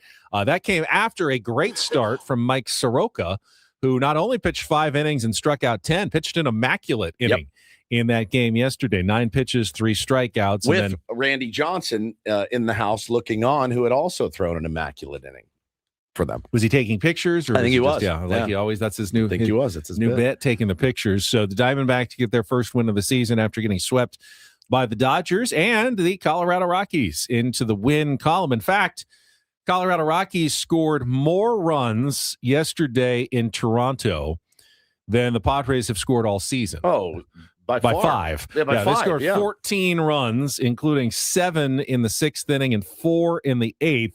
As they beat the Toronto Blue Jays. First win for the Rockies, first loss for the Blue Jays. And not only a loss for the Blue Jays, but Cody Ponce, who is the pitcher that they signed out of Korea. $30 million. Gave him a big deal, was coming off the mound, fielded, and something must have ripped because he had to be carted off the field. That looks like maybe a season ender or many months on the injured list for Cody Ponce. And they're already dealing with Trey Savage on the injured list, and Jose Barrios is on the injured list as well. So we said, well, the Blue Jays, the starting pitching is ridiculous. They've got way too many arms. Now they don't have enough arms. 1 week into the season, they're already feeling it. But they are 3-1, and they've got a good lineup and some offense, but they did take their first loss yesterday. This Rockies lineup, Hunter Goodman's a good player. He is. Good catcher. He's a good player. There's a lot of names I don't really know. Ezekiel Tovar is a good player. He had 3 hits yesterday. They're shortstop. And then you got guys like multiple hits yesterday for TJ Rumfield, their first baseman. And then you had a couple of hits for Troy Johnston, who is playing in the outfield. I don't know who these guys are. In left field, they've got Jordan Beck. I remember him a little bit. But, yeah, the Rockies are just kind of putting it together with chewing gum and duct tape. We have to have the worst run differential. No, the Giants. Giants in the West. It's got to be the Giants. The Padres have the second fewest runs scored in baseball, 9. Cool. The Giants have the fewest runs scored, even with their 3 yesterday. They're now at 4 for the season in total runs scored. That's 5 fewer than the Padres, who I think are tied with the Royals for the second fewest runs at 9 through the first 4 games of the season. Runs allowed, not quite as bad for the Padres. They're more in the upper half of baseball pitching wise, but yeah, they just haven't gotten any offense going. So that's your NL West update. And then elsewhere around baseball, the Nationals are off to a hot start. They beat up on the Phillies 13-2. As you mentioned, Joey Wiemer, who you don't think is going to get a hit. In fact, he finally didn't get a hit, but he tied a major league record, reached base 10 times straight to start the season. Nationals getting off to a hot start. Philly fans are in the chamber right now. They are losing their mind. Turner's off to a slow start. Schwarber's off to a slow start. Harper's off to a really slow start. And they're 1-3. They're 1-3. Oh, that sounds familiar. It sounds so familiar. I guess misery loves company. Just remember that. But they're not playing well. Padres fans, are you panicked for the Philadelphia Phillies? No. Because if you're not, then you shouldn't be panicked for the San Diego Padres, and vice versa. Phillies, if you're not panicked for the Padres, you shouldn't be panicked. Right. Your team through 4 games of the season. A good pitchers duel. Chase Burns outdueled Braxton Ashcraft of the Pirates. Got them both in a 2-0 win. Woods owns both of those cards. Edward Cabrera, nice debut for the Chicago Cubs after the offseason trade from the Marlins. 6 shutout innings in a 7-2 win over the LA Angels. Good pitchers performance by the Braves. Bryce Elder, 5 innings. Robert Suarez, one of the guys who came in relief and combined on a 7-hit shutout as the Braves shut out the struggling Sacramento A's 4-0. They've really gotten off to a tough start this season. The Mets, Mo Bichette, after getting booed, came up with a couple RBI. Those were the difference in a 4-2 win over the St. Louis Cardinals. The Tampa Bay Rays got a run in the 9th inning to hand the Milwaukee Brewers their first loss of the season, 3-2. Jose Altuve, 2 home runs for the Houston Astros as they beat the Boston Red Sox 8-1. Of course, the Padres heading to Boston for their opening day on Friday to open a 3-game series at Fenway Park. They're looking pretty rough too. A lot of their offseason acquisitions. I mean, Red Sox fans, Philly fans, and Padre fans. Also 1-3 in my timeline. Very upset. Ranger Suarez, who was kind of the big offseason addition, has not pitched well. He's had 1 start. So, again, I think he'll be there at the end of the year amongst the best. But slow starts for a lot of good teams. Skip Schumacher and the Texas Rangers got their 3rd straight win as they beat the Orioles 5-2. Nice start for Jack Leiter after giving up a Gunnar Henderson home run early. He got a lot of swing and miss in that win. And you had the undefeated Miami Marlins taking on the winless Chicago White Sox. And, of course, the Chicago White Sox got their first win. The Marlins took their first loss. And that Marlins game, actually, I tweeted about it because I was looking at the box score late in the game, and the Marlins had 9 position players and 2 pitchers who had appeared in the game, 11 total players. 6 of them had come from the San Diego Padres organization out of the 11 who had appeared in the game. Jacob Marcy, Xavier Edwards, Owen Casey, Graham Pauley, and then Chris Paddock started the game, and Lake Bacher came in for 3 innings of relief after Chris Paddock. So we made some moves with those guys over the they have done a lot. years. And then everyone was kind of tweeting, what's your point? And I go, I don't know. I just thought it was kind of interesting. I'm not jealous. Like, I don't know. I wouldn't trade the Padres lineup for the Marlins lineup. I do think there are some good players potentially in there. Owen Casey looks like he might be real deal. Marcy had a really good year last year. Yeah, and he got off to a good start in his career, and he had 2 hits in last night's game. I'm not saying that AJ Preller won't regret some of those deals at some point. Sure. I think Robbie Snelling's going to be the deal he regrets the most. I don't know that any of those guys cracks the Padres starting lineup at this point. Did you mention You mentioned Paddock, right? I mentioned Paddock. He's horrible. He was not good. 8 hits, 8 earned runs. They did the whole. Didn't walk anybody. They did the whole bit too. Did you guys see on social media? Oh, they did the whole sheriff. And we got a new sheriff in town, and he got out of the the car, and he was in full regalia. Someone's social media department was giddy at an opportunity to. So it starts push a new narrative. Starts with the first picture you see is the boot coming out of the car, the jeans over it. Then pans up to him. He's got a paisley blazer on, sunglasses, cowboy hat, walking in, the boots on, the jeans, the big belt buckle. And then he's got the mean, I'm coming for you look, walking in, very locked in, and then gave up 8 runs. ERA last season was 5.35, 4.99 the year before that. Chris Paddock is not a star pitcher. I have nothing against Chris Paddock, but he has turned into, after what was a pretty incredible rookie season, 9-7. Had a 2.7 WAR, a 3.33 ERA, a WHIP under 1 for the Padres back in 2019. Really has had nothing but mediocrity and slightly below mediocrity. Obviously dealt with another injury after that going through, but he has never really materialized as the kind of pitcher that we thought he might be when he first broke through with the San Diego Padres. Yeah. That was not a great night for him. But listen, still plenty of time in this very, very young baseball season, gentlemen and ladies. Quite a lot of time in this baseball season. Most of those same teams that played last night will continue their series tonight, and then a lot of off days on Thursday, and then go into some new opening days like the Padres in Boston on Friday. Some of the colder weather cities that started on the road will get their first home games later this week. You see some more opening days just kind of dribbling in around the country over this week. Some more ABS stuff yesterday. It's such an interesting part of the game. I mean, it absolutely affected the outcome of our game last night. The fact that you didn't use an ABS challenge. You're seeing, I think the Yankees got the home plate umpire 5 times in one inning, and he was really pissed. He was furious. Suck less.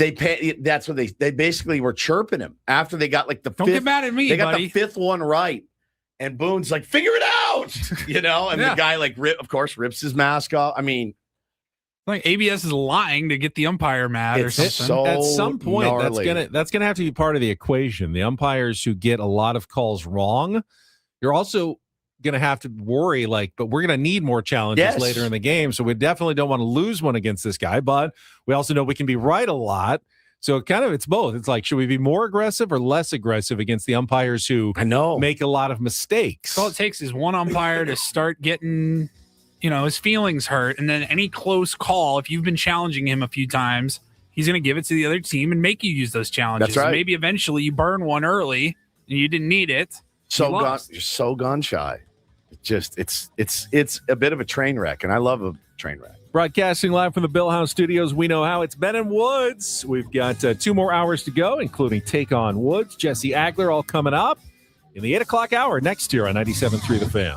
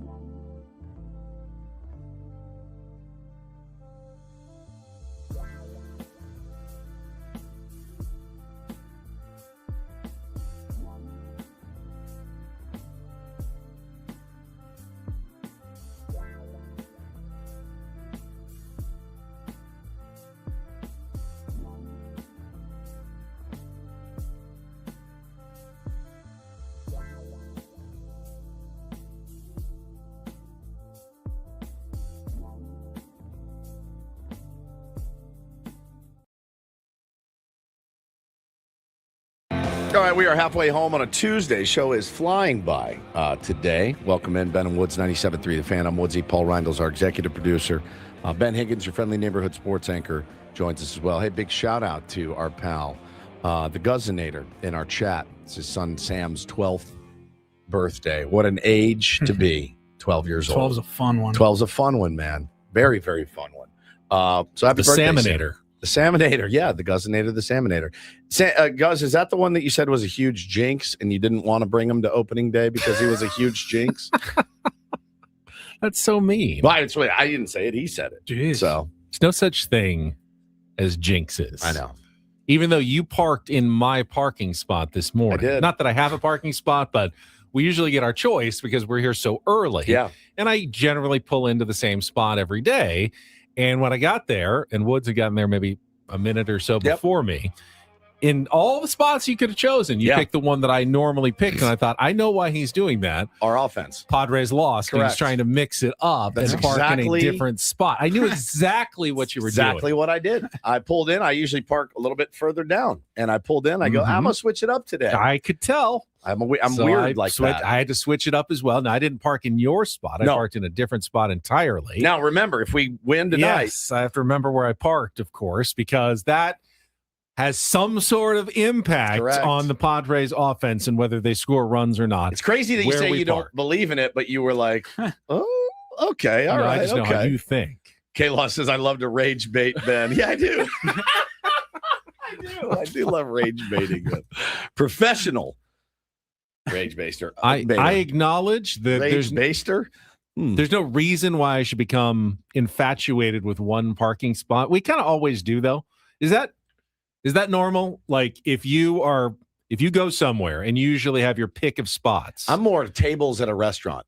I have certain tables I like at a restaurant. Sushi Lounge, there's a table that you have a specific because we always go at 4:00. Right. There's no one there. And you get your we go choice to of our tables. same table. Yeah, I can say I like a booth better than a regular table, or you want to sit inside versus outside. But like the specific table, are you Tony Soprano? You need to see the door No, in I actually case sit with someone's my coming. I sit with my back to the Your door. back to the door. My wife sits in front of me, but we have a table. We've been going there for years. That's our spot.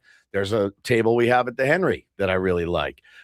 Just a little two-top. So that I've been there 4 times. I've sat there 3 times. You know, Manny's favorite restaurant is the Henry. I saw that as well. They did some asking about, and he likes Barbusa, he said. The Henry's probably my favorite restaurant in all of San Diego right now. I can't get enough. I think about it all the time. What's so funny? I'm just thinking of what happens when we say we like a restaurant. Oh. Well, should we play do we have the audio? The voicemail? I'd have to edit. It's a very long. Yeah, it's a very long. But we can share the story. Got an email yesterday from Adam. Said you guys might want to listen to this voicemail. And that always makes me nervous when that So, happens. yeah, there's an attachment, long, like 2-minute voicemail, but it is from a representative of Caldwell County Barbecue in Peoria, Arizona. We did it. And they simply wanted to thank the Braden Soprenich Show for the hosts of the Braden Soprenich Show for promoting going to their restaurant, mentioning it on their show, and getting all kinds of Padres fans then at spring training to go visit Caldwell County Barbecue. Obviously, somewhere they got their wires crossed, but he went on and said, my goodness, we just were inundated with Padres fans after your host came by, and we just wanted to thank them. We literally went once, mentioned it once on the show, and the place was a sea of brown and gold for the rest of spring training. So, hey, power of radio. I'll play a little advertising bit right there. You get a little bit of it. All right, yeah. If I do public relations for Caldwell County Barbecue here in Arizona, specifically the Peoria location, we heard that the Braden Soprenich Show hosts come in and shout us out a couple times on their show, on their radio show this year. So I wanted to reach out.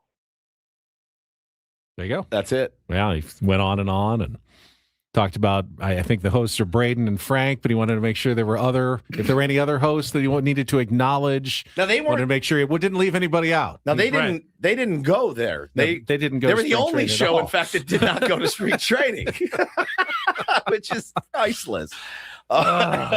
So, listen, made me laugh. We got Katrina said, "Now that is rage bait."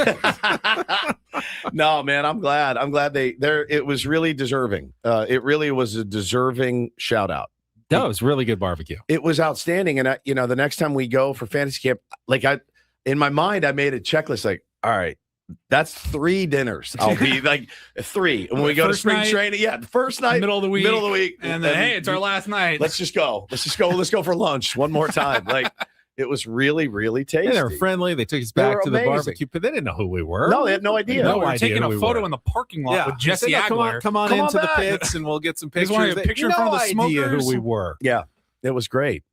So, but no, I mean, listen, we didn't get the credit for it, but I think it was it sorted it out. I mean, they're in Arizona. They may not know exactly how our local radio station works. Sure, they probably went to the website, saw it, sounded familiar or whatever, but man, it was really, really good barbecue. I'm weird. Like once I find a restaurant that I like or a dish, even like I've been to the Henry 4 times. I've gotten the same thing every time. Such a diverse on the Henry. I don't miss. I you get the same thing, but I get the short what ribs. If there's something better.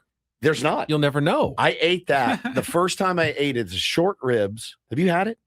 I have not had the short ribs. Benny, you'll make your pants fall down. I mean, it's unbelievable. Short ribs, little mashed potatoes, little blue cheese in there, some caramelized. I mean, it's unbelievable.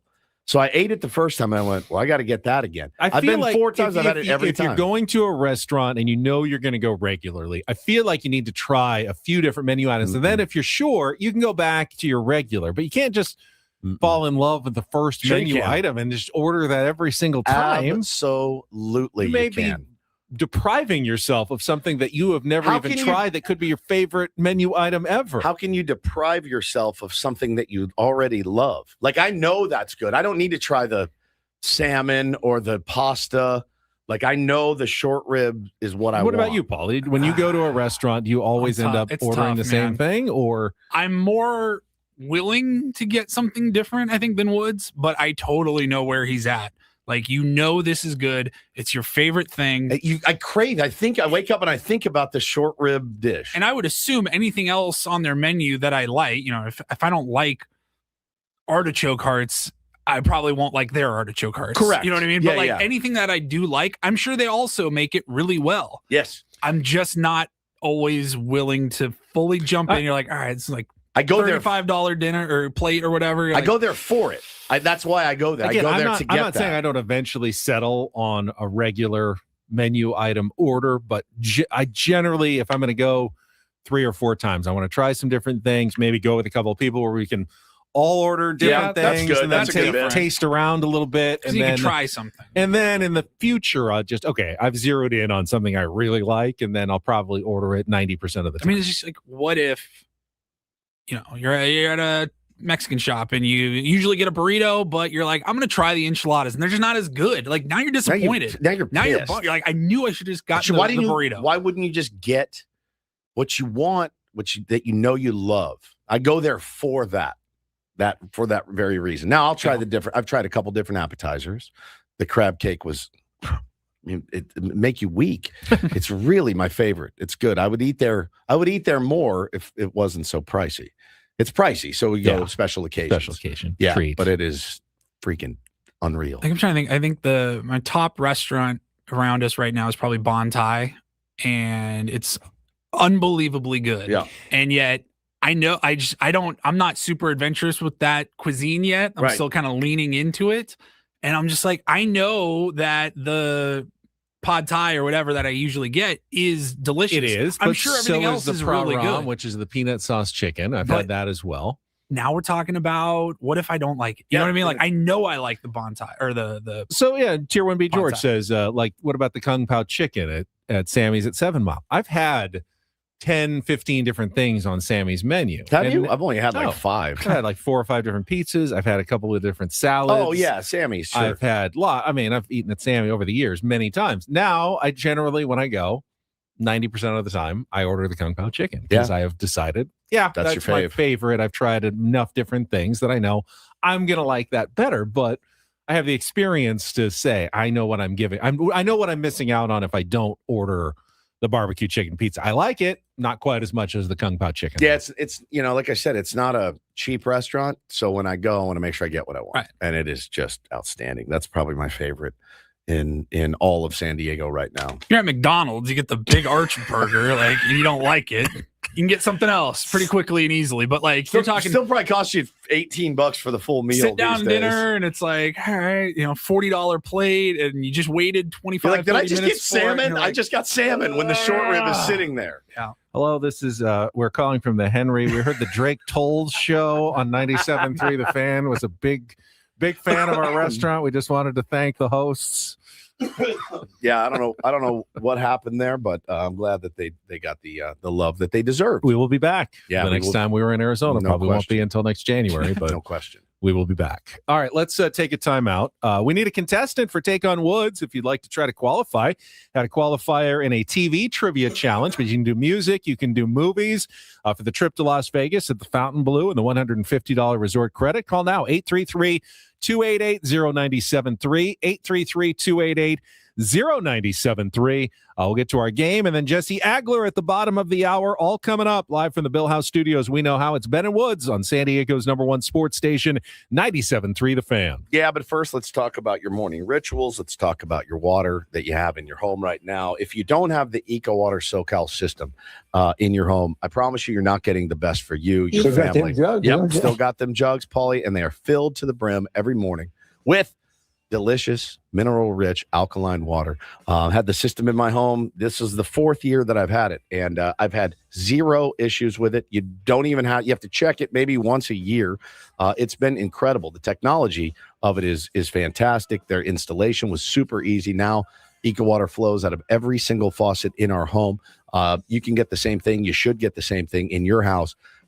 Absolute satisfaction every single time. Soft water in your home.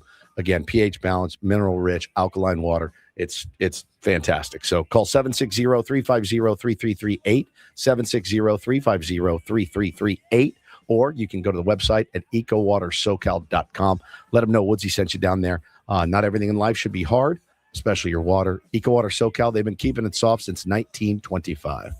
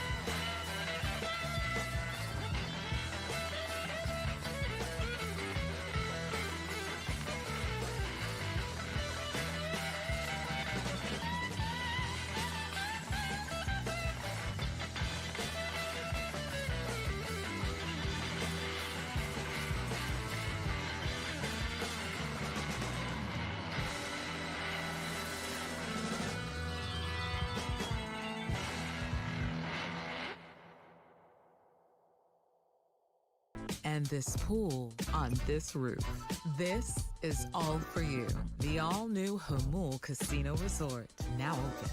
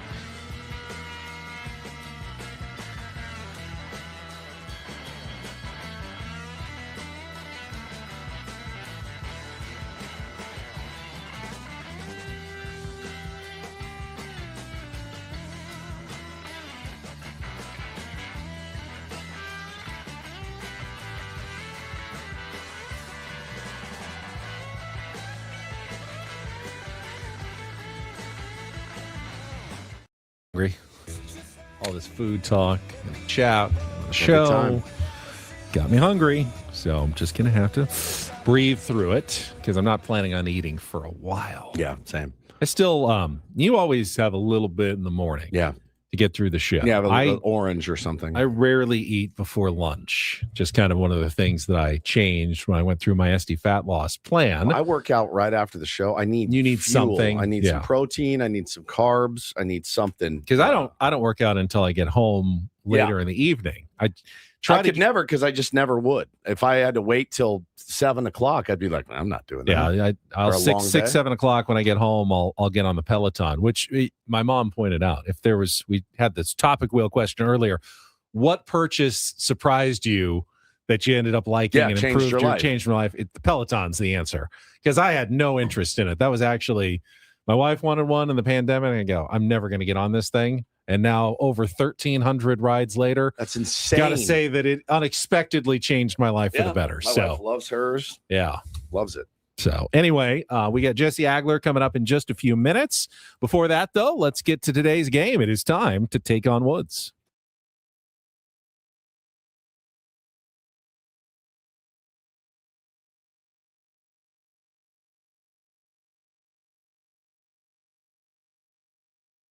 Take on Woods, brought to you by Bay Alarm, security and fire alarms for every business. We got you. Look at all these calls. Let's go right at the top. Is this Arturo? This is Arturo. Hello, Arturo. How would you like to try to qualify for a trip to Las Vegas? That'll be great. All right, let's do this. If you can beat or tie Woods in our 5-question trivia challenge, you will qualify for the grand prize drawing, a trip for 2 nights at the Fontainebleau Las Vegas and a $150 resort credit. Check out their pools, day clubs, expansive screens for all the sports. Book your stay today at FontainebleauLasVegas.com. All right, we've got music, movie, or TV trivia for you. Our music category, still Cry Me a River, 5 song titles that include the word cry. Movies, still time travelers, movies with a time travel element. And finally, our new TV category, City Limits, 5 TV series with a U.S. city name in the title. So what would you like to play, Arturo? Music, Cry Me a River, movies, time travelers, or TV, City Limits? Movies, time travel. Time travelers. All right, 5 movies, time travel, a major plot element. You'll have 60 seconds to answer as many of the 5 as you can. If you don't know one, you can pass. We'll come back to it if there's time left on the clock. First question is our 2-second movie clip. Paulie will play you a short clip. Hopefully I sent it to him of a movie. You need to identify the movie based on that clip. You compare. If you beat or tie Woods, you're into the drawing for Las Vegas. It's that simple. Arturo, are you ready to play? Ready. All right. The category is time travelers. It is movies. Your 60 seconds begins when Paulie plays our 2-second clip. Good luck, Arturo. Let's take on Woods. When this baby hits 88 miles per hour, you're going to see Back to some the Future. serious Correct. High school students go back in time to collect famous figures from the past for their history report, in which 1989 comedy starring Keanu Reeves and Alex Winter. Bill and Ed's Excellent Adventure. Not quite. Bruce Bill and Willis. Ted. Yes, correct. Bruce Willis is a convict sent back in time to discover the origins of a deadly plague and ends up in a mental hospital with Brad Pitt, in which 1995 Terry Gilliam film. Pass. Like Bill Murray in Groundhog Day, Tom Cruise keeps reliving the same day, but this time it's to save the world from an alien invasion, in which 2014 film.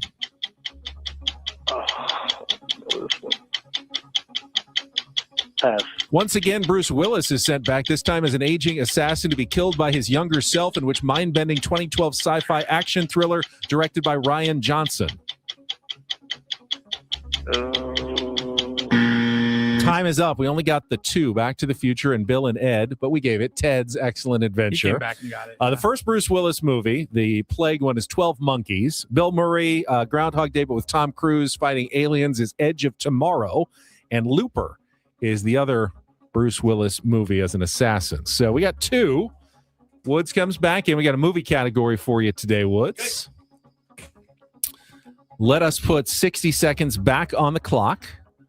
Your time begins when Paul plays our 2-second movie clip. Good luck, Woods. Let's take on Arturo.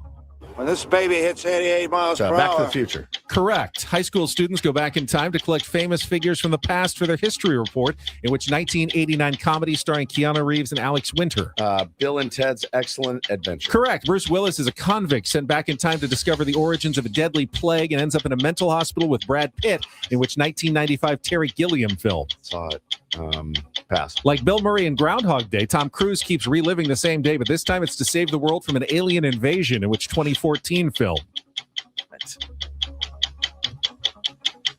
I'm embarrassed. Next. Once again, Bruce Willis is sent back, this time as an aging assassin to be killed by his younger self, in which mind-bending 2012 sci-fi action thriller directed by Rian Johnson.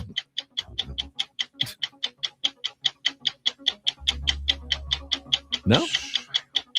Tom Cruise was in War of the Worlds. Ooh, good guess. He was, but that's not the correct answer. Bruce Okay, Willis, Bruce convict, Willis. sent back in time to discover the origins of a deadly plague, ends up in a mental hospital. And that's it. We had a 2-2 tie. You both got the first 2 and then fell apart on 12 Monkeys. 12 Monkeys. Edge of Tomorrow with Tom Cruise, and Looper with Bruce Willis. I would have 12 Monkeys. I should have gotten. That would probably be the one. Yeah, that would have given you the win. Tough name to remember. Forgot about for all that of movie. those movies. That was Time Travelers was the name of that category. Arturo, congratulations. Stay on hold. Probably will put your name into the drawing for our grand prize, and we'll put a new movie category in tomorrow. It's tough when you get those first 2, knock them out. You're like, Yeah. okay, I know where we're going here. And then all it takes is one where you're like, I know, I don't remember the name. Paulie, how worried were you? Because I doubt you listened to the clips beforehand. I did, actually. You did. So I you knew listened to that it. I edited and beeped out the word that needed to be beeped out. You're going to see some serious beep. ass. Yeah, I got some. I figured out how to. When this baby hits 88 miles per hour, you're going to see some serious There you go. Did a nice job, right? Yeah, you did a great job. That was close. Thank you. I was proud Got of a little myself. bit of the S and a little bit Little of the bit of H. the yeah. I worked hard on that actually, just to make sure it got just enough. right. Ben, it shows. You could have just done bleep. It wouldn't have mattered. Take some pride in my work. There you though. go. All right. You guys have proper an bleeping. incorporator word for Jesse Agler? Yeah, Ben does. He I has do. a whole new bit that he swears we talked about. And I do not remember it for the life of me. I'm not going to tell everybody what the bit is, though. Okay. They're going to have to figure it Over out time? over the course of the season. Oh, okay. So we will Somebody's see. gonna get it. Someone's going to get in it about right 20 away. minutes. Yeah, I take about someone's gonna 15 get it minutes, right yeah. away, but you don't have to share it with everybody. We'll let people figure it out on their own. But then that kind of absolves you from necessarily. I mean, if you have a good word, you can always throw it in. Yeah. But I've got an idea, and I'm going to see how long we can play it out over the course of the season. Okay. We'll have our first conversation with Jesse Agler when we come back. Again, it is Ben and Woods. It is brought to you by David P. Shapiro, criminal defense attorneys, helping good people regain control of their future when charged with a crime since 2010. Visit davidpshapirolaw.com. Back with the voice of the Padres next year on 97.3 The Fan.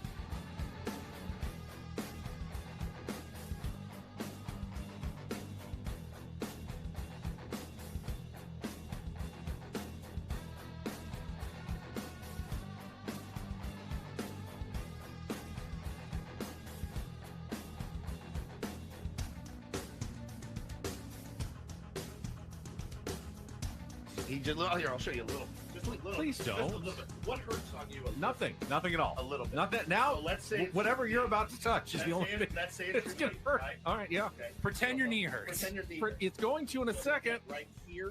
Oh, oh, that is not pleasant. Hey, player, this is all yours. This room with this view. This speakeasy with this cocktail. Hey, could you make that too? The spa with this. Ah. And this pool on this roof. This is all for you. The all-new Hamul Casino Resort, now open.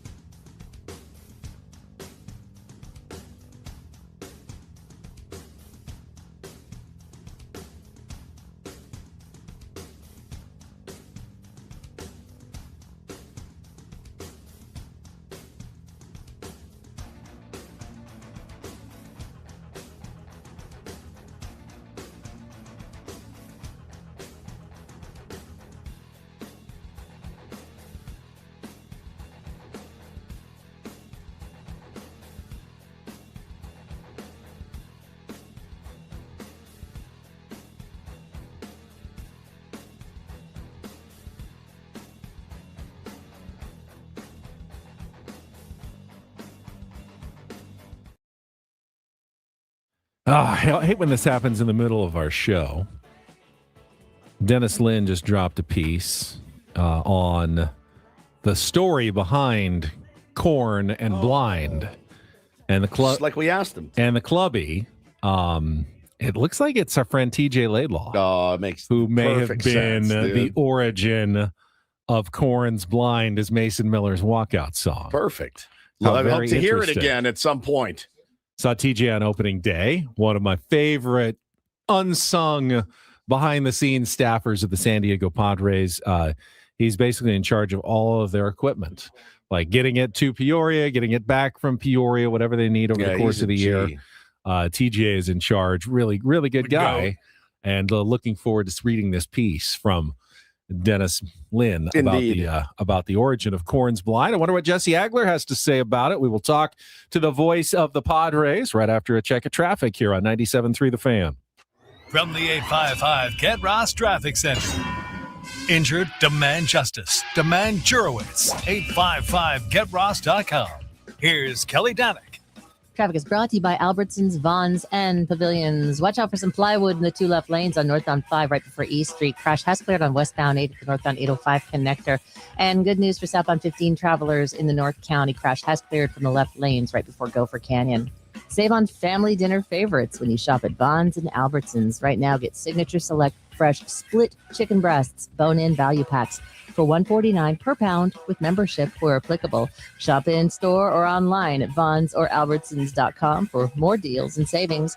I'm Kelly Danick with Ben and Woods, San Diego's #1 sports station, 97.3 The Fan. Love Tuesdays in the regular season because that means we get to chat with Jesse Agler. We'll have our first incorporator coming up in just a couple of minutes, but it is a pleasure to welcome him back to 97.3 The Fan. And Ben and Woods, good morning, Jesse. Good morning, guys. Happy baseball. Happy baseball to you. I tweeted last night in jest. I forgot what a grind the Major League Baseball season can be, and then in parentheses I put 4 games. It sneaks up on you, Jesse. 4 games in. I have seen some out of left field comments, my friend.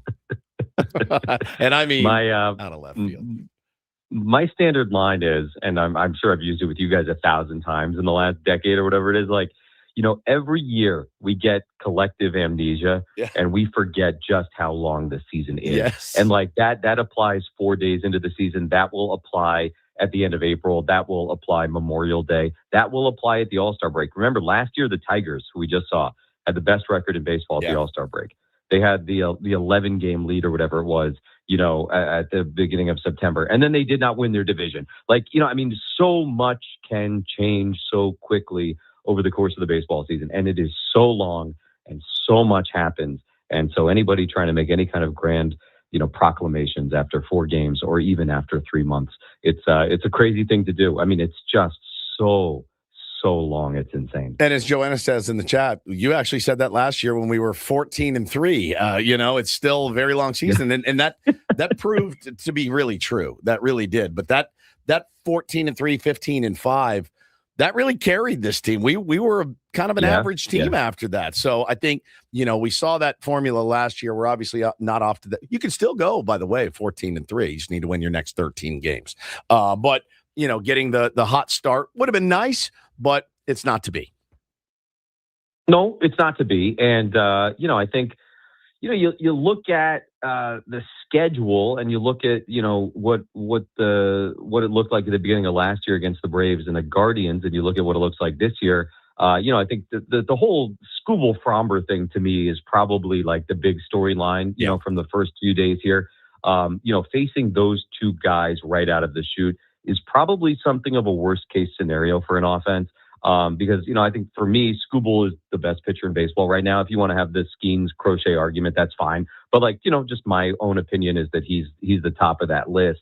And then, Fromber is probably the next best lefty in the league right now. Again, you can have an argument about maybe another guy or two, but and that can probably, as a hitter, I would imagine, set you back a couple of days having to face those 2 guys literally the first 2 days of the season, right? You're just trying to get your feet wet and, get your sea legs or whatever. And so I could imagine that's something, like I said, of a worst case scenario. So I could see that being something that takes you a couple of days to recover from. I don't know that the Padre hitters would necessarily say that's true, but just from an outside, sort of observation perspective, that's something that to me would appear to be a reasonable enough kind of thing. And so, all right, you got to shake that off a little bit and get going here. But, that's a tough assignment, man, right out of the gate. No doubt. I know that's not the way it looked last year when they started 7-0 against those 2 teams. And you're right, banking those wins last year turned out to be a very, very big deal. But, at the same time, you go back to what it was in August last year. At one point, they were, a game up on the Dodgers late in the season. And, they had every opportunity to go and run away from the Dodgers last year. And at the same time, the Dodgers had every opportunity in August and September to run away from the Padres. Neither team went out and did that last season. So, again, so much is going to happen up, down, left, right over the course of the summer. And, we'll kind of wait and see how this whole thing plays out. And, Jesse, I will build on what you said, throwing out the opening day matchup with Tarek Skubal, which really tough matchup for a lefty like Jackson Merrill, who went 0 for 4 with 3 strikeouts that day.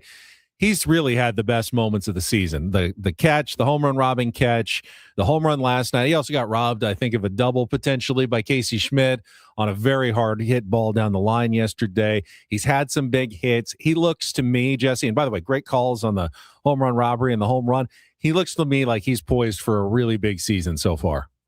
Yeah, I mean, he's never, ever, ever going to be like, oh, injuries were an issue last year. But hard to say that injuries weren't an issue last year, right? We all saw how good he was in his rookie season and how special he was. And I mean, my observation of Jackson Merrill last year was he just never really got clicked all the way in, because of the injuries and sort of, it was nothing major enough where he was, out for 2 months or something like that. But he had 3 trips to the injured list. And, when the league is sort of making its adjustments and you're going to the IL a little bit here and a little bit there, that's a hard year, and you add in the sophomore stuff, right? And I think that's just that's a weird season. That's a tough year for a guy. So a healthy Jackson Merrill, a Jackson Merrill who is, collecting more and more data on the way teams are handling him.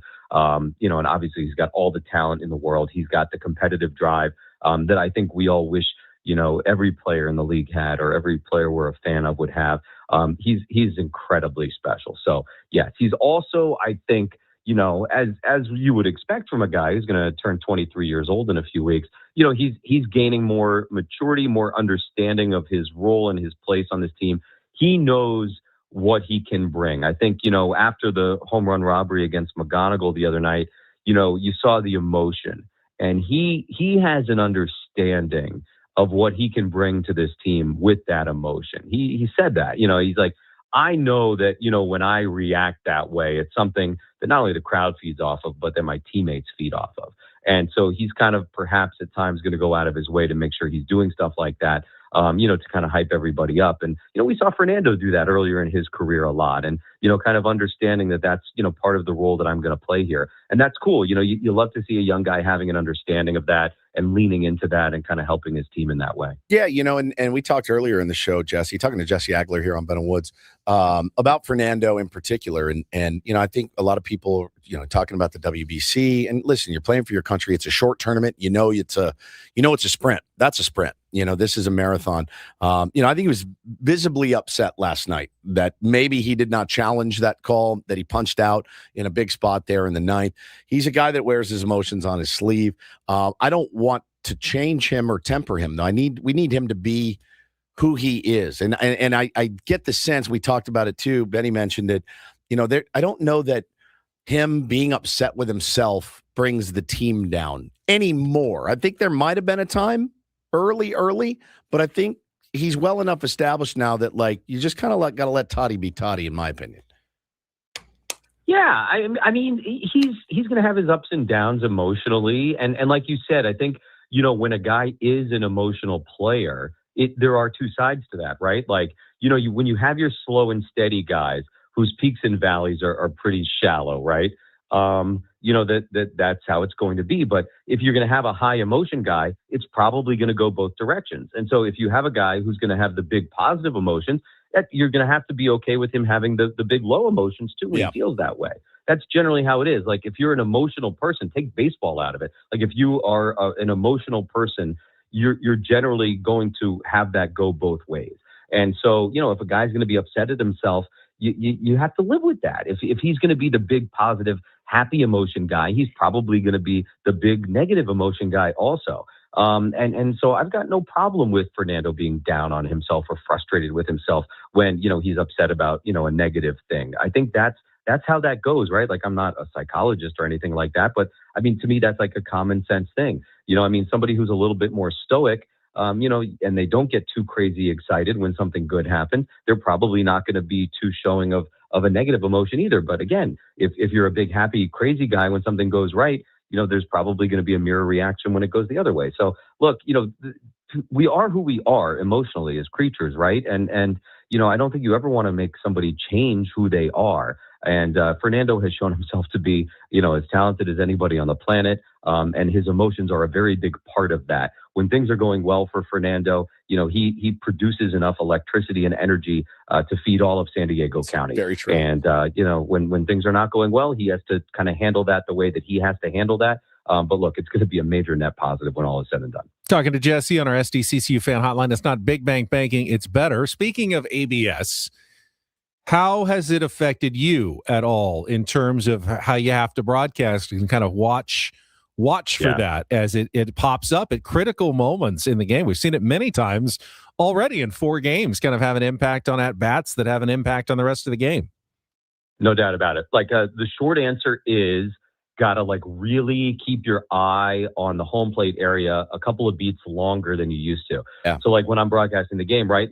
Usually, if the umpire rings a guy up strike 3 or even just calls a strike or calls a ball, whatever, I might look down to my scorecard or over to my computer or over to Tony to say something. Now it's I have to wait another beat or 2 just to make sure nobody taps their head, right?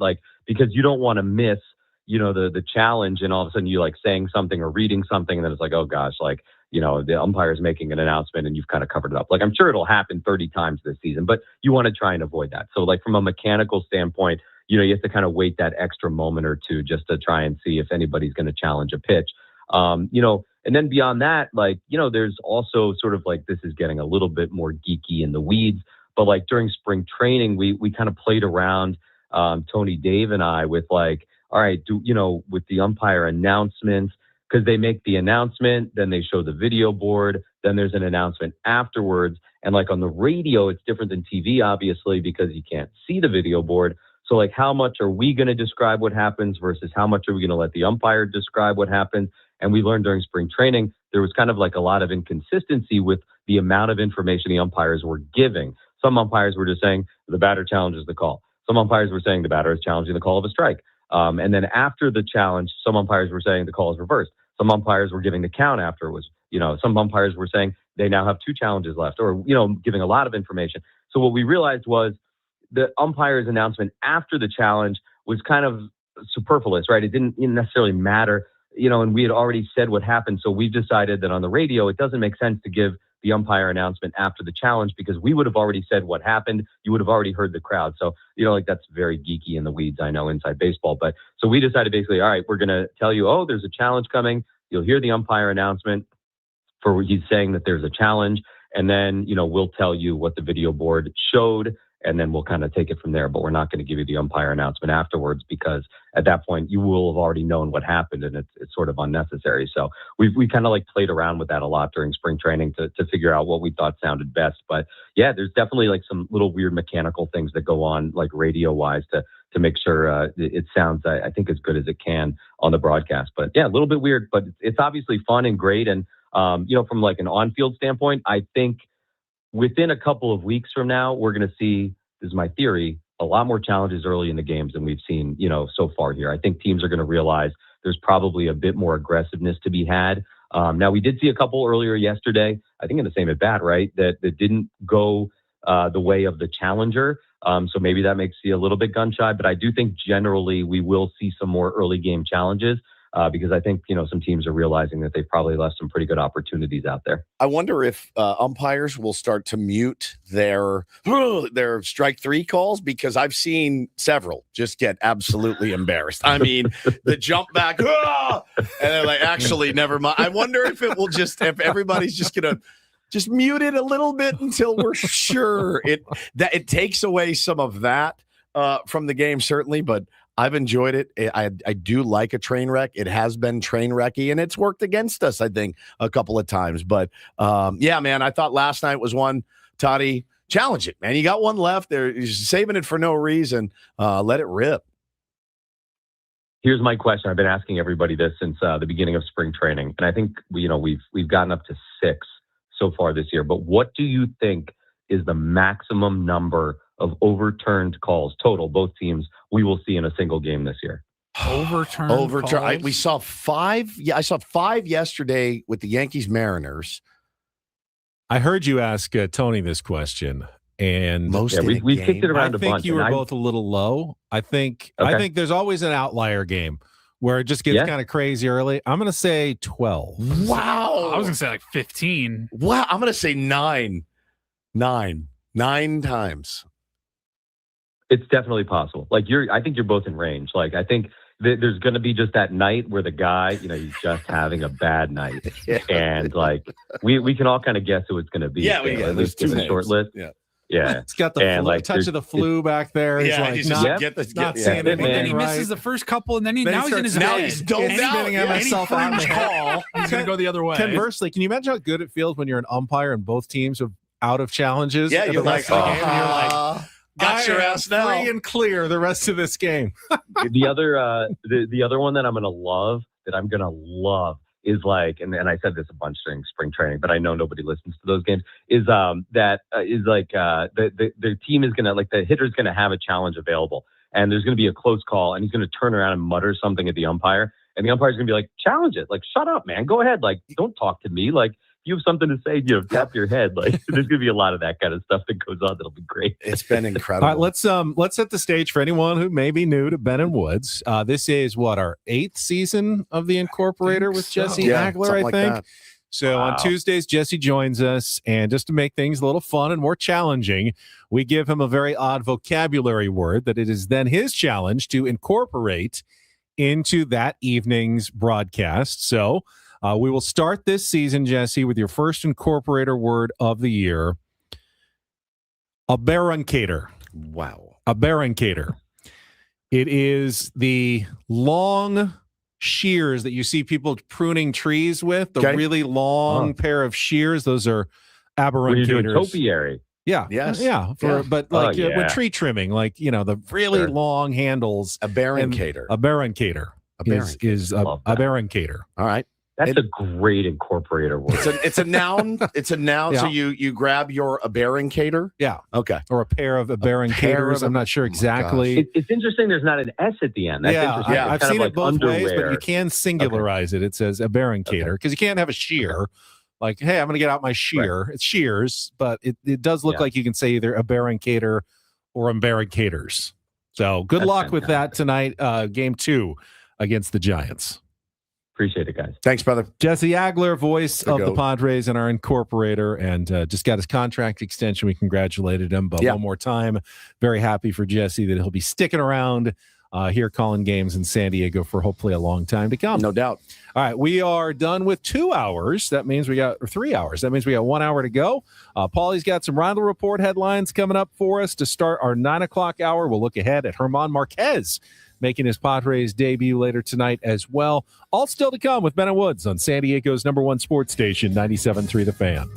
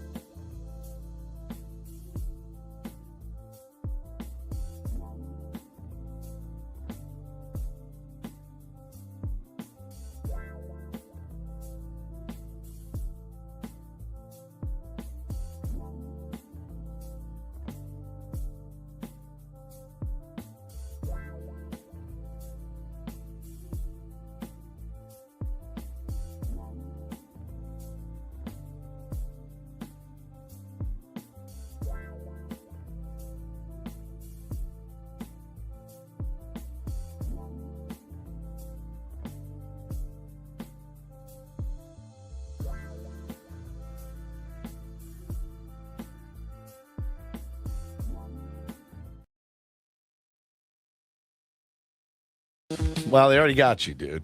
Already. Usually it takes more than one to establish a pattern. Am I that obvious? I mean, we predicted this. What was the incorporator word again? Aberruncator. Aberruncator. Manny in the chat says, all right, Ben's theme is 26, A through Z, because there are 26 Tuesdays in the regular season. I just realized. Aberruncator. You went with the old alphabet. We're just going to go. I saw that, though. If it works out, like Jesse makes all of his appearances, we should probably have 26 times that we get to talk to him over the course of the baseball season. And I thought, well, why not just go A to Z all the way through the alphabet? 1 week at a time. Took you that long to figure it out? That's it? Incredible. A as in Aberruncator. We can have 2 alphabets, Paulie. We can have the incorporator alphabet at the end of the year, and then we can have our A as in Adolf Hitler. Right, our other one. The other one. Now, don't tell Jesse, and let's see how long it takes for Jesse to figure it out. He's very sharp. Barracuda. Okay. I got it. Yeah. He said this morning, he goes, so do you want to go with that idea? And I go, what? What are you talking about? This is before the show. Maybe I just have ideas in my head. Maybe. And I You got go, a full conversation with yourself. I go, what?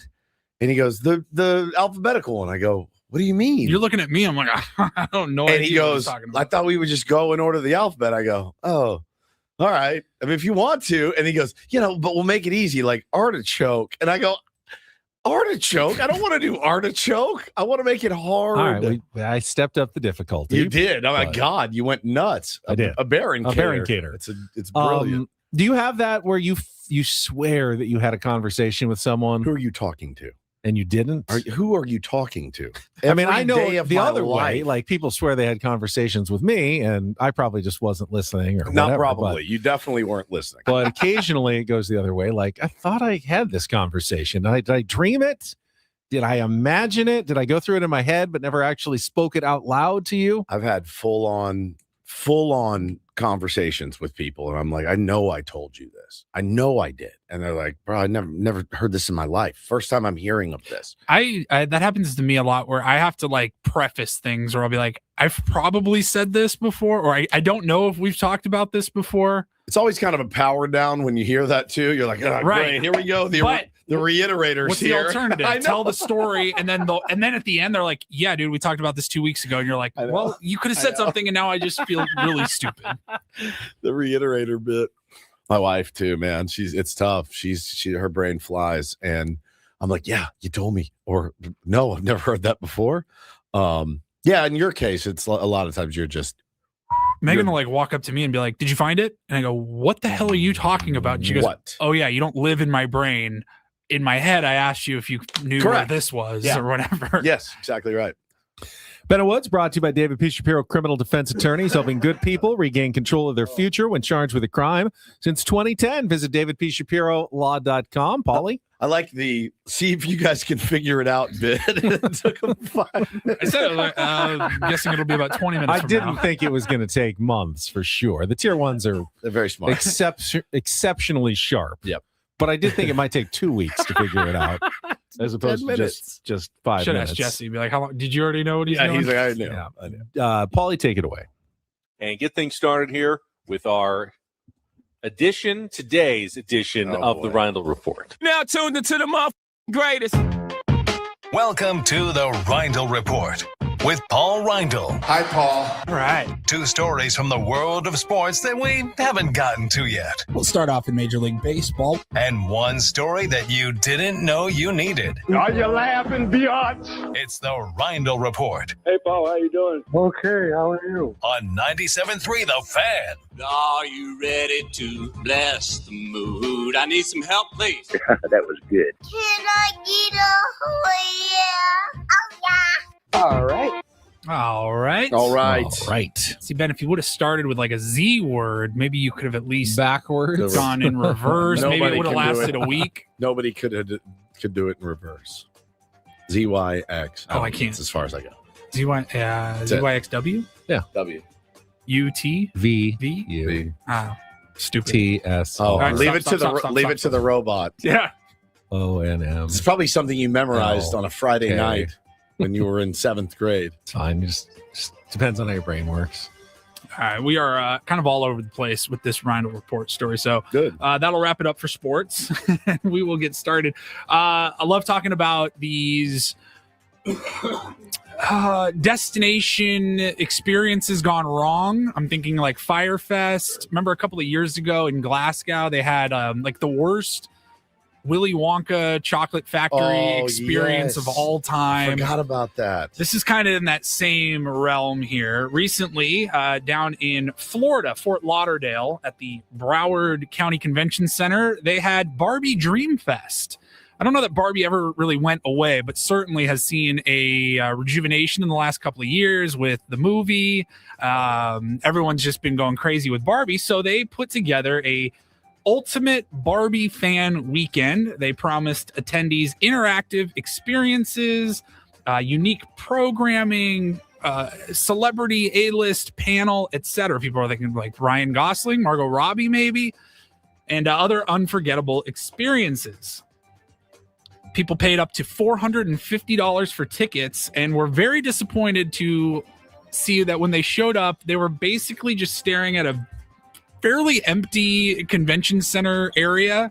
There was a skating rink. Oh my God. That they actually didn't bring in a skating rink. It looks like they just kind of put barricades in an oval on the floor of the convention center and called it a skating rink. There was a backdrop that was just kind of put together by some cardboard that you could take some photos in front of. People like, we're showing like some B-roll here on our YouTube stream, and these two women, that is piss poor. These two women were there. They're like, look at that. We talked to mothers that flew their daughters here from wherever in the world. Is that like an obstacle course there? Like, dude, it's horrible. And they're saying this is Firefest, 3.0. God, it was Barbie Dream Fest, and it did not go well. There's like a big screen. It's just with some chairs in front of it. I swear to God, if you gave us 24 hours, we could put on a better Ben and Woods Fest. No or something. question. You know what I mean? Like, give us the space. It was just like a couple of PowerPoint slides running on a TV. And we get Ben on the meat wheel ASAP. Yeah. Just it was like they went to Party City or something. We're like, just grab whatever pink decorations we can find, and it was a nightmare. Here we go. Absolute nightmare. Oh, that was kind of cool. You can put yourself into a Barbie box. I would hope so. Inside the box. That's for $450. 100%. Picture. Seems like the bare minimum. I mean, $4.50. Sure, why not? $450. Spencer, don't do this to me, man. He goes, also, we need a Ben and Woods Fest. I'm like, oh, please don't do it to me. We have something coming up. You guys are going to want to. We've talked in the past about like Ben and Woods stock. Yeah, Ben and Woods stock would be great. The name, but we got to make it happen. But just remember, just everyone listening, July 18th, just put it on your calendar. Okay? Save. What would like a festival look like? Would we have a booth where you can incorporate your own incorporator words, or I don't even know. It would need to be bands and stuff. Like bands. Ben and Woodstock. Right. Yeah. What do you think we're gonna do? I don't know. That's what I'm trying to imagine. Hey, come play Take on Wood all day. Forget it. Pass. You just writing 7,000 questions. You get headphones and you put on your own. Yeah, put on Take on Woods questions. Yeah, you like get listen to them and. Hall H will be the Reindl Report. I'll just be there all day just telling you these stupid stories. You just put a board out and let people play with the board. And... yeah. Number 5. Everybody put your hands in the air. Play with Fall's soundboard. I would love that. That would be a great exhibit. That would work. All right, we will move on from Barbie Dream Fest. So I saw this a couple of weeks ago, actually, finally getting around to it. If you want a way to get a free ice cream cone next time you're visiting a Chick-fil-A, I've got a way you can do it, and it's pretty simple and easy. Chick-fil-A is offering these cardboard cell phone coupes to bring to your table and store your phones in there. If your whole family will put your phone in it looks like a to-go box. They're calling it a coupe, the cell phone coupe. Put your phone in the box, the whole family, everybody puts their devices in there, and you eat your meal together, present with each other. And then you tell your team member, after your meal, they will bring you an ice cream cone after you have finished everything. We're rewarding people for eating dinner with their families now and Yes. not being on their phone. Okay, fine. You know what? At first I was anti. Now I think I'm kind of into it. I believe all of the stores are franchised. Yep. And so there was one guy that's got, a handful of stores, and he started this as just a kind of a random idea. It's not bad. And it took off. Like, everybody there loved it. And so then it expanded to a few more stores, and then a few more managers heard about it, and now it's really catching on. So if you That's do not see, terrible, man. And you get an ice cream for it. Yeah.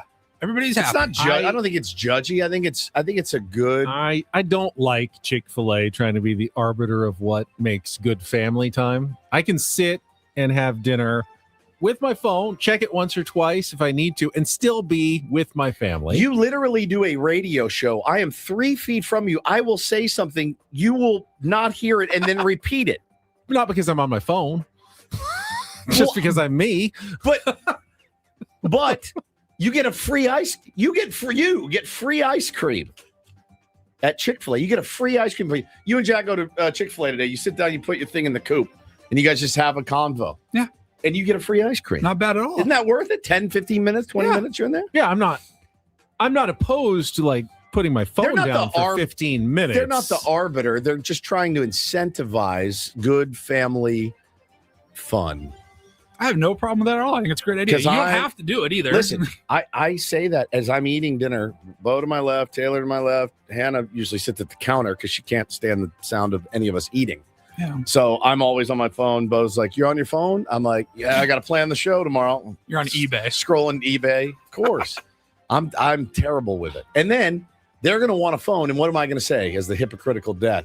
You guys are on your phones all the time. No one's on their phone more than me. No one. I mean, 95% of the time from now through September, we will eat while watching the game. Sure. Oh, yeah. It's 100%. No problem. Obviously, we're not having as much conversation, but we talk about the game as we're watching the game, and that's always engaging. I like this idea. I do. Because there is that, as a parent, you do it all the time. You know, like when you were a kid, when the kids were bad, was your mom like, "We're going to start going to church every Sunday"? My mom would hit me with that It was always after I did something bad. That's it. Done. We're going to church every Sunday from now on. And I'm like, all right. Relax. Let's not get carried away here. I don't know that framing it as punishment is really the proper way to go. Trouble, and it was like, we're going to church this Sunday. Sunday rolls around. I'm like, I don't feel good. Yeah. You're like, it was. So you do that as a parent. All right, that's it. Enough cell phone. We're putting the cell phones away. We're going to enjoy each other's company. And then about 3 days goes by, and you're like, let's see. Hold on. If I got this card coming in. It's terrible. Terrible. Sorry, I've been laughing for the last 2 minutes because I saw your wife murdered. Your wife just murdered everyone. We were talking about Ben and Woods Fest. You could have a haunted house, she says, with just a bunch of atoms. Yeah, a bunch of atoms. Hey. She also said, you turn the corner. Did you get your expense report in?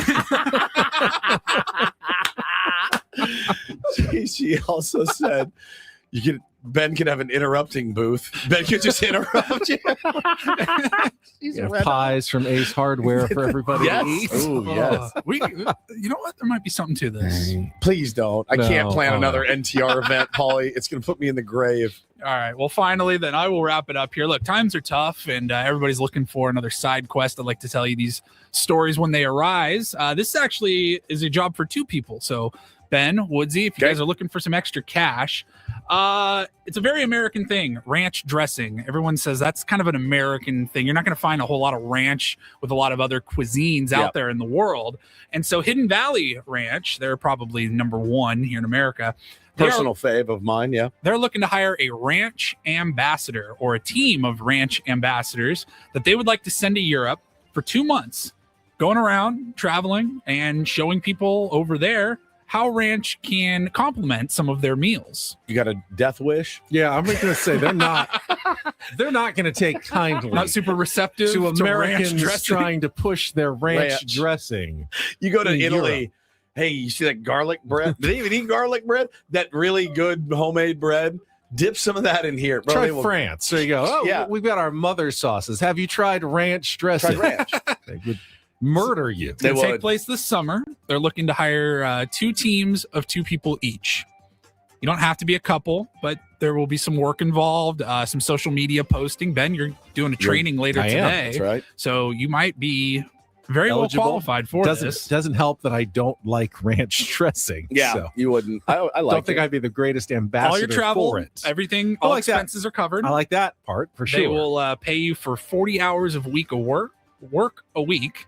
And then, some uploading to social media, some documenting of your experiences over there. If you're interested, you go to their website, fill out an application. It's just you with a black eye. This is your social media post. Like, it's not going well. It says here you have until Monday. Oh, you can preview the questions starting today. I haven't opened that link yet. Preview the questions for the interview. For the interview. Let's see. Lay a couple on me. Trying to find them here. I do like the idea of an Adam haunted house. This is more than a job. I know this is an unpopular take, but people who dip pizza in ranch dressing. Shut up. It's just the pizza's so good already, and then you just make it taste like ranch dressing. Not always. There's a couple places where if you're eating actually pizza that's not good pizza, you shouldn't be eating it in the first place. Nah, because even if it's bad, it's still pretty good. But then you shouldn't eat ranch dressing if it's pretty good already. No, like when I want Domino, when we were at spring training, we wanted Domino's, and I was like, I have to crush a Domino's thin crust cardboard. I wanted just that specifically. You can't eat that without ranch. You can't. You shouldn't. But also, I don't put a ton of ranch. I mean, I might. The first bite, it's the little tip of the triangle, and then the crust. I'm sorry, and then the crust. Pizza is not a dipping food. It's a good point, pizza. Angelo. He says a lot of Euros put straight up mayo on everything. That's exactly. We had a German guy that transferred in our school. Falco was his name. Really? Swear to God. That's cool. Falco Hour. And he rock me Amadeus. So day one, we're like, "What's up, man?" And he's like, "Oh, great," And he sits down in the cafeteria. What the hell? He had fries, and he just they do mayo with their fries. And he just, but I mean, not like a little dip of mayo. I mean, like a trough of it on these fries, and just wolfed it. And then I retched, and I like mayo, but I was like, that's filthy. I can do a little bit of mayo spread onto some bread for a sandwich, maybe, but I'm not a huge mayo guy. Oh, we could do a whole Ben and Woods topic wheel fest. That would be fun. We could do the GIMP box where you come out of the box. That would be really good. Yeah. All right, maybe we will get something going. Just need the space. Sorry, everyone's mad at me. I say pizza is not a dipping food. So is. Chicken tenders are a dipping food. What's the difference? Fries, they're you both can dip. they're finger foods or whatever. What's the difference? Let people eat how they like. I don't care. Pizza already has a sauce on it, though. Tomato sauce. Right. It has its sauce. So do hot wings. That's a good point. Yeah, although some people will argue that the blue cheese is for the celery and the carrots. I like not it all for the wings, but I don't mind mixing them together. All deadly for me. I mean, there's some pizza I would not dip in ranch. I would not. But some pizza I absolutely would dip The last in ranch. pizza I had was from Luigi's Crime Scene. That's not a ranch dip. That is not a dipper. Far corner we had the other day. I'm not dipping that in ranch. No chance. Nope. Going to tribute. That was really absolutely good. not. Yeah, I love to dip the crust. Oh man, I do. Yeah. Because then it's just a breadstick. It's a breadstick in ranch. Yeah, and it's there's delicious. nothing wrong with dipping that. If you had marinara, you could dip it in that too. All right. If all you had is crust, okay. Yeah. Yes. That's I what just I mean like usually the topping part of the pizza. Yeah. I don't want dipped in anything. I don't like slab, but on the Domino's one, yeah, no. That first bite, it's just it's perfectly able to dip into the dipping cup. Wrap it up. You okay All right, over there? wrapping it up with the Reindl Report. Looking ahead, Padres baseball tonight, Game 5 of the season. I guess it's a must-win situation for your San Diego Padres. Already.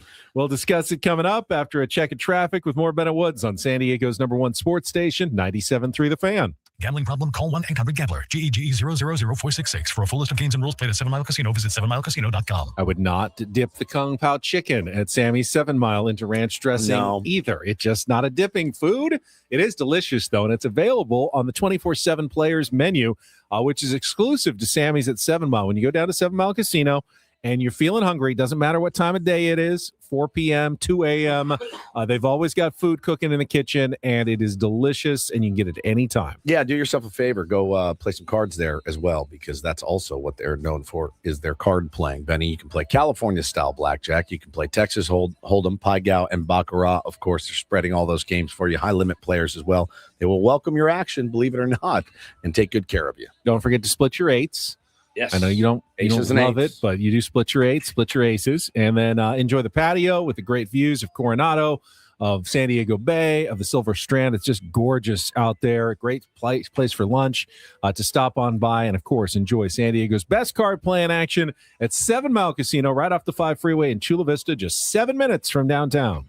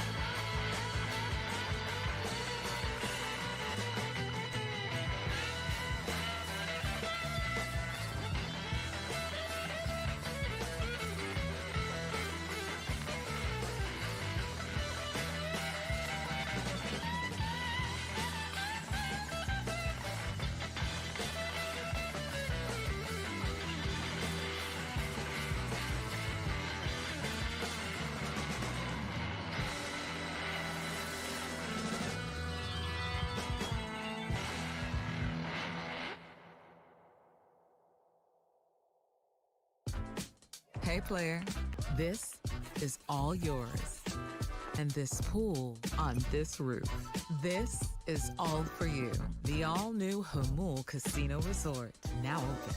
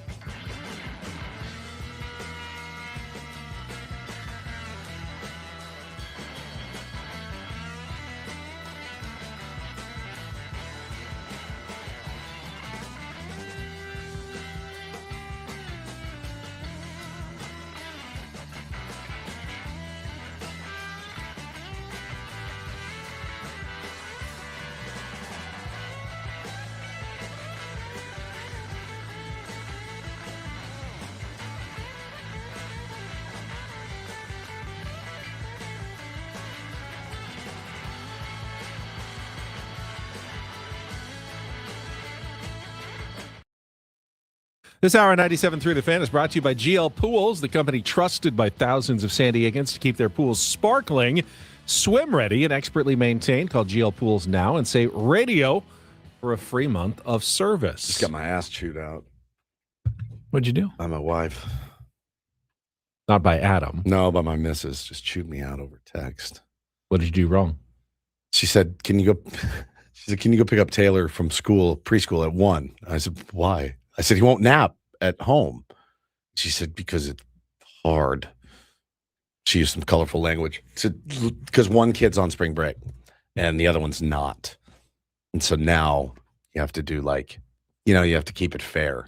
So he didn't want to go to school because Bo got to stay home. And so I said, sure, I'll go get it. If you just said sure instead of why, I doubt you'd be facing any repercussions. You're right. I did want to know. Don't we pay for the school? What did you think was going to be your answer? Just to make your life harder, Stephen? No, that was not ever going to be the answer. Maybe that was what you were hoping was going to be the answer, but that was never going to be the answer. I'm a big fan of structure at home, and I feel like this whole spring break and half day, it's too loosey-goosey for me, and I feel like it's too loosey-goosey for them. So, but that's my mistake. You're right, Bubba. He said, don't ask questions. Yep. Yeah. That's my first mistake. Why? So, sorry. Yes, be happy to pick him up at 1. Sometimes if you say it with more words, it's actually better. Help me understand the reasoning behind your choice as opposed to just why. No. Because why sounds a little aggressive. I wouldn't go with that advice. I would not do that. No. Please help me. Soften it a little bit with more words. No. All right, fine. It just sounds like digging deeper. Yeah. Sounds like you're digging yourself. You had a very unsportsy Reindl report, which is fine. We had some good topics there. Did not mention that the women's Final Four is now set. I don't know. I knew we were doing that here. Oh, we did? Yeah. Oh, you had that already planned. You knew Ben was going to bring it up here. Yeah, it's unscheduled. So here's what's interesting about the women's basketball Final Four. South Carolina versus UConn, Texas versus UCLA. They are all number 1 seeds. Mm-hmm. There was absolute and total chalk, which is not as uncommon. I think it's only happened 3 or 4 times in women's history. But now we're seeing every year more and more chalk on the men's side. The men's side's a 1, a 2, and a 3. Mm-hmm. Remember the year the Aztecs made the Final Four? They were, I want to say, a 5, and Florida Atlantic was like a 9. And I mean, you are seeing way less upsets, whether it's from smaller conferences or even bigger conference schools that, make it into the tournament. The haves are getting stronger on both the men's and women's side, and the have-nots are getting weaker. That disparity is growing and growing. And you may say, great, we're getting really good teams. And there's no doubt about it. On the women's side, you've got 4 elite teams in the Final Four. On the men's side, Arizona, Michigan, UConn, Illinois is your big surprise, and they're a very strong Big Ten team that's a number 3 seed that had a really good regular season. You could say that's great. I want to see great teams. But to me, a lot of the fun of March is the story of the surprise team, the Buehler, the Loyola getting to the Final Four, San Diego State. And if we never really see that again, and we're trending toward, I disagree. We may never see that again in college basketball. I don't think that's a good thing for the sport. I think they're few and far between where they're really actually entertaining. I think a Wichita State out of nowhere that couple years, they were fun to watch, but eventually I think the tournament, the March Madness tournament, whittles down to once it gets to 16 is kind of where I'm I actually don't mind seeing the best teams here. Because you still get good, I thought there were a lot of really good games this season, this tournament. This last weekend wasn't great, except it had maybe the best finish of all of them. But I thought the games were good. It's just the Cinderellas weren't winning.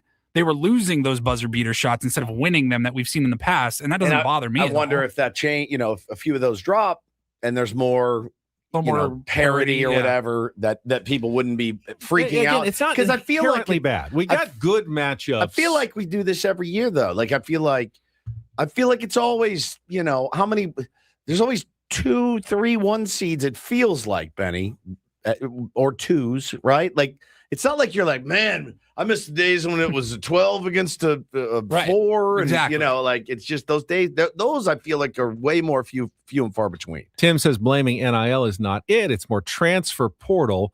Freedom is better. It's all part of it. It's all related. It is such the dilemma because I absolutely support the freedom of players to make money, this freedom of players to, like coaches, if they want to switch schools and go somewhere else, I like it. But it is the money because there are schools that have $20 million budgets and there's schools that have $1 million budgets. Yeah. And just like in baseball, the team that spends almost nothing on their roster is not going to be able to compete with the teams that spend a ton. Yeah, every once in a while, a team is going to spend a ton and not have a good season. You saw last year, you saw the Brewers didn't spend anything, and they were unbelievable, and they played with this fervor and passion, and they get there, and they score a bunch of runs in the regular season. They win a bunch of regular season games, and you get to the playoffs, I think they hit $160 against the Dodgers, and everyone is looking at that going, who's really surprised by that? I mean, it's cool. It's cool when it happens.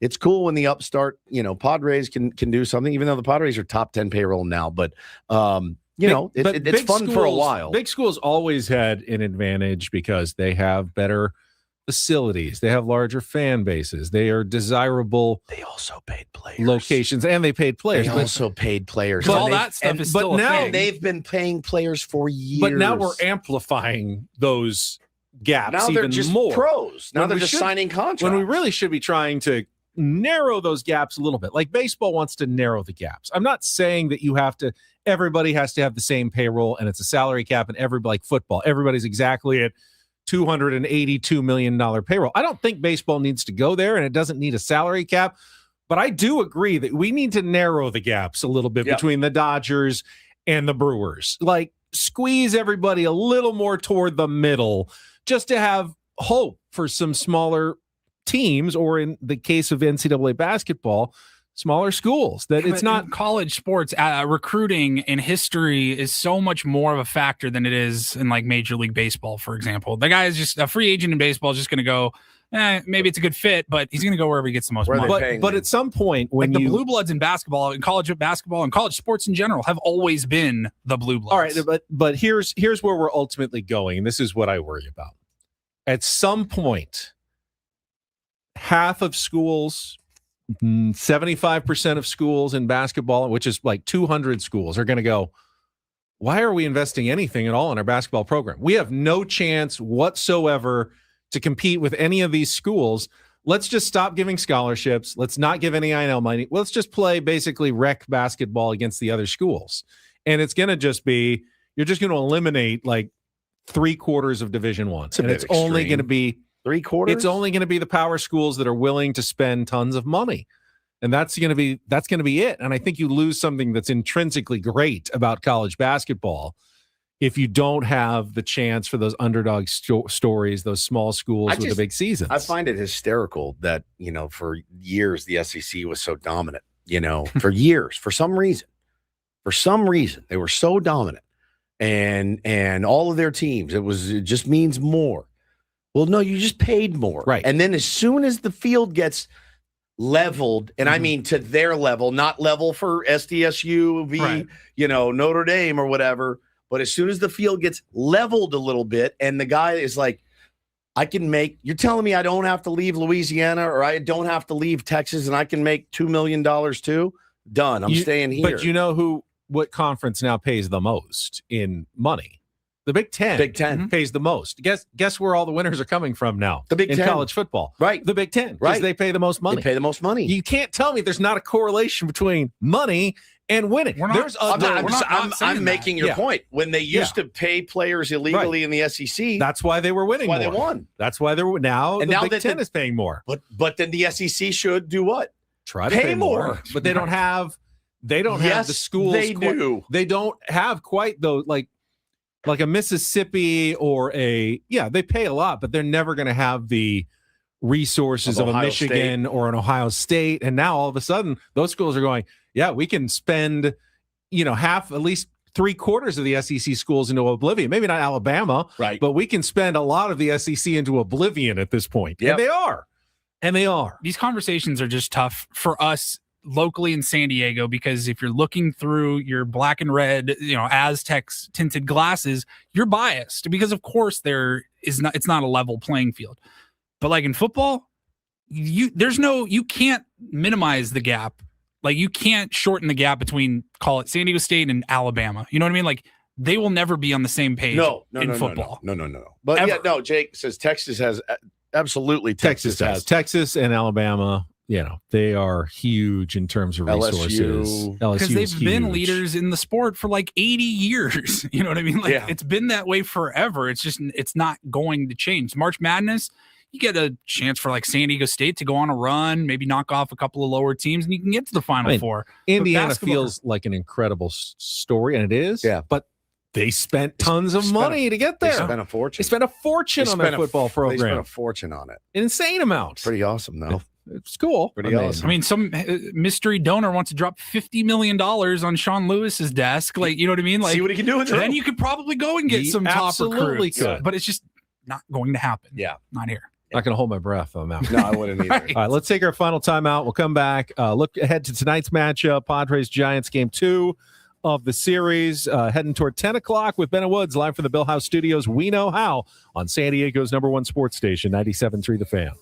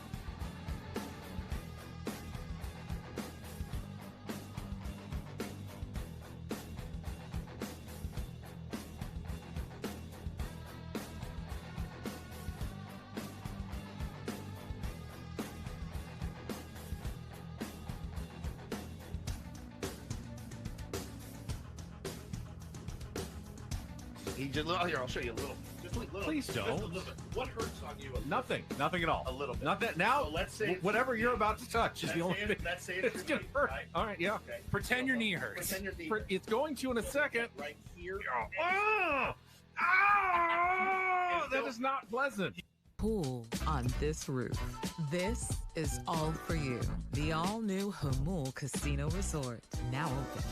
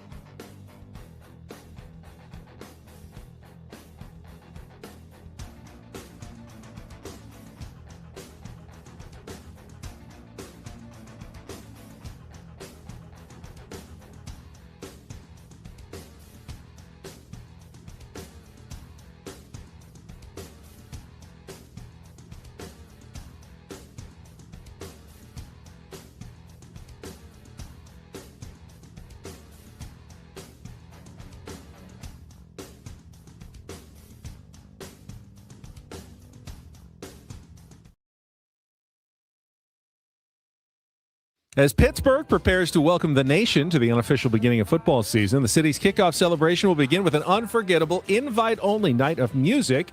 Go to Odyssey.com/the night before to enter for your chance to win a trip to see Jason Aldean, John Morgan, and Shane Prophet. This is a national contest. Also, Colt Emerson will be playing there along with, who was the other one? Cooper Pratt. Cooper Pratt. I think Shane Prophet just got a new 7-year deal from the Cincinnati Reds, perhaps. That could be real or fake this week. So what are you dancing around? Minor league prospect or country music artist? What are you dancing around in that read? It is. What are you not allowed to say? It is a event in which players from college football are selected one by one by the professional teams. Okay, but you can't which say. I believe we don't have televised over like 4 days. We don't have the in authority April. to say that, but that's what I am dancing around in that event. That'll be held in Pittsburgh, PA this year. Okay, which means the. Hey Ben, did you get that email I sent? I had a draft written up for you earlier. Did you get that?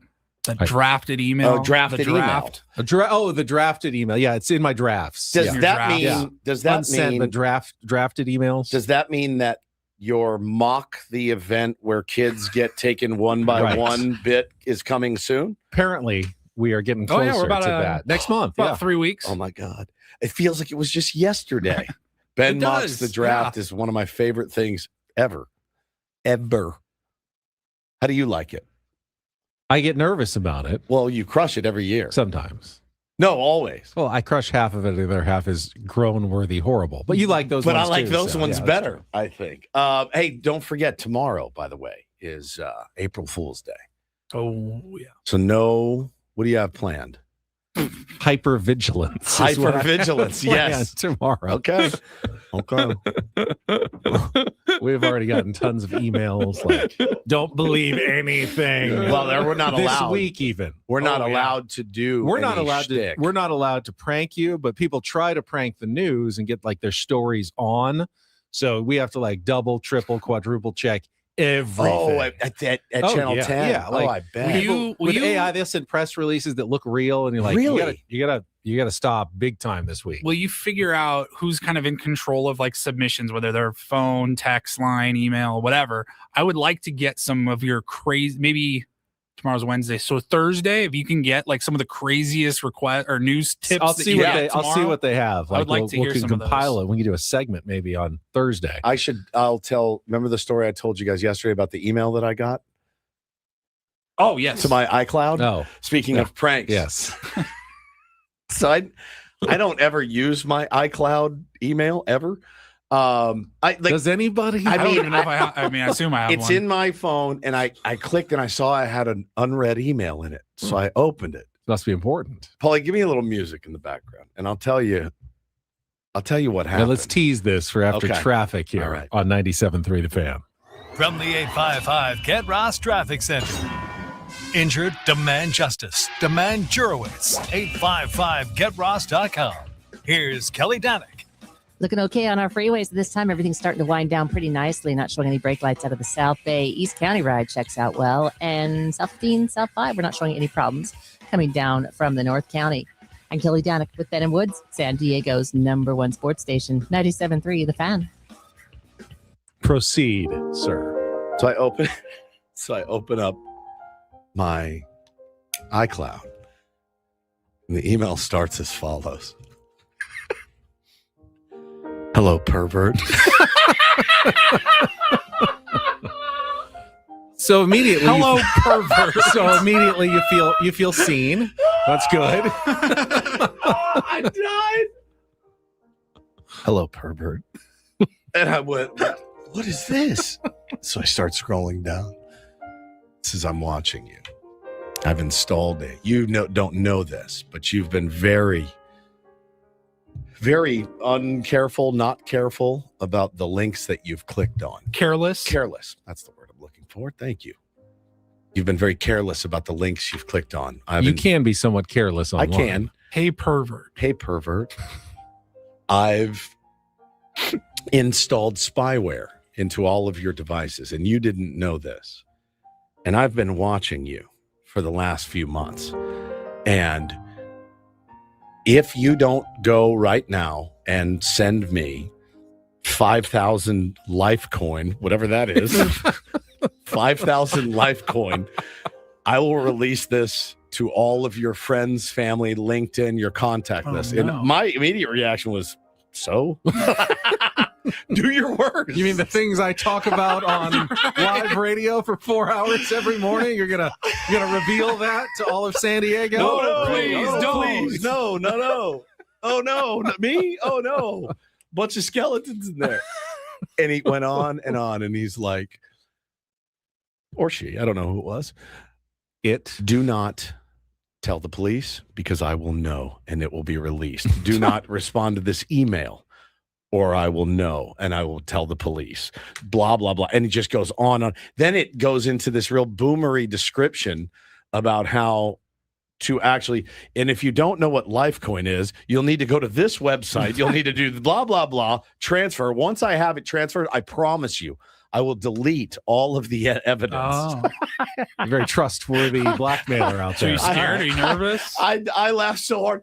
Now, I will say, I deleted the email and I can't find it because I would have read it verbatim, but it was the funniest thing I've ever read. And I will tell you this. For one small second, I did go, what the? And then I was like, oh, this is a scam, dude. So, hey, listen, perverts out there. Nobody's watching you. Should have tried to get you to upgrade your flight is where they really could have had you. It's probably the same guy, if I'm being honest.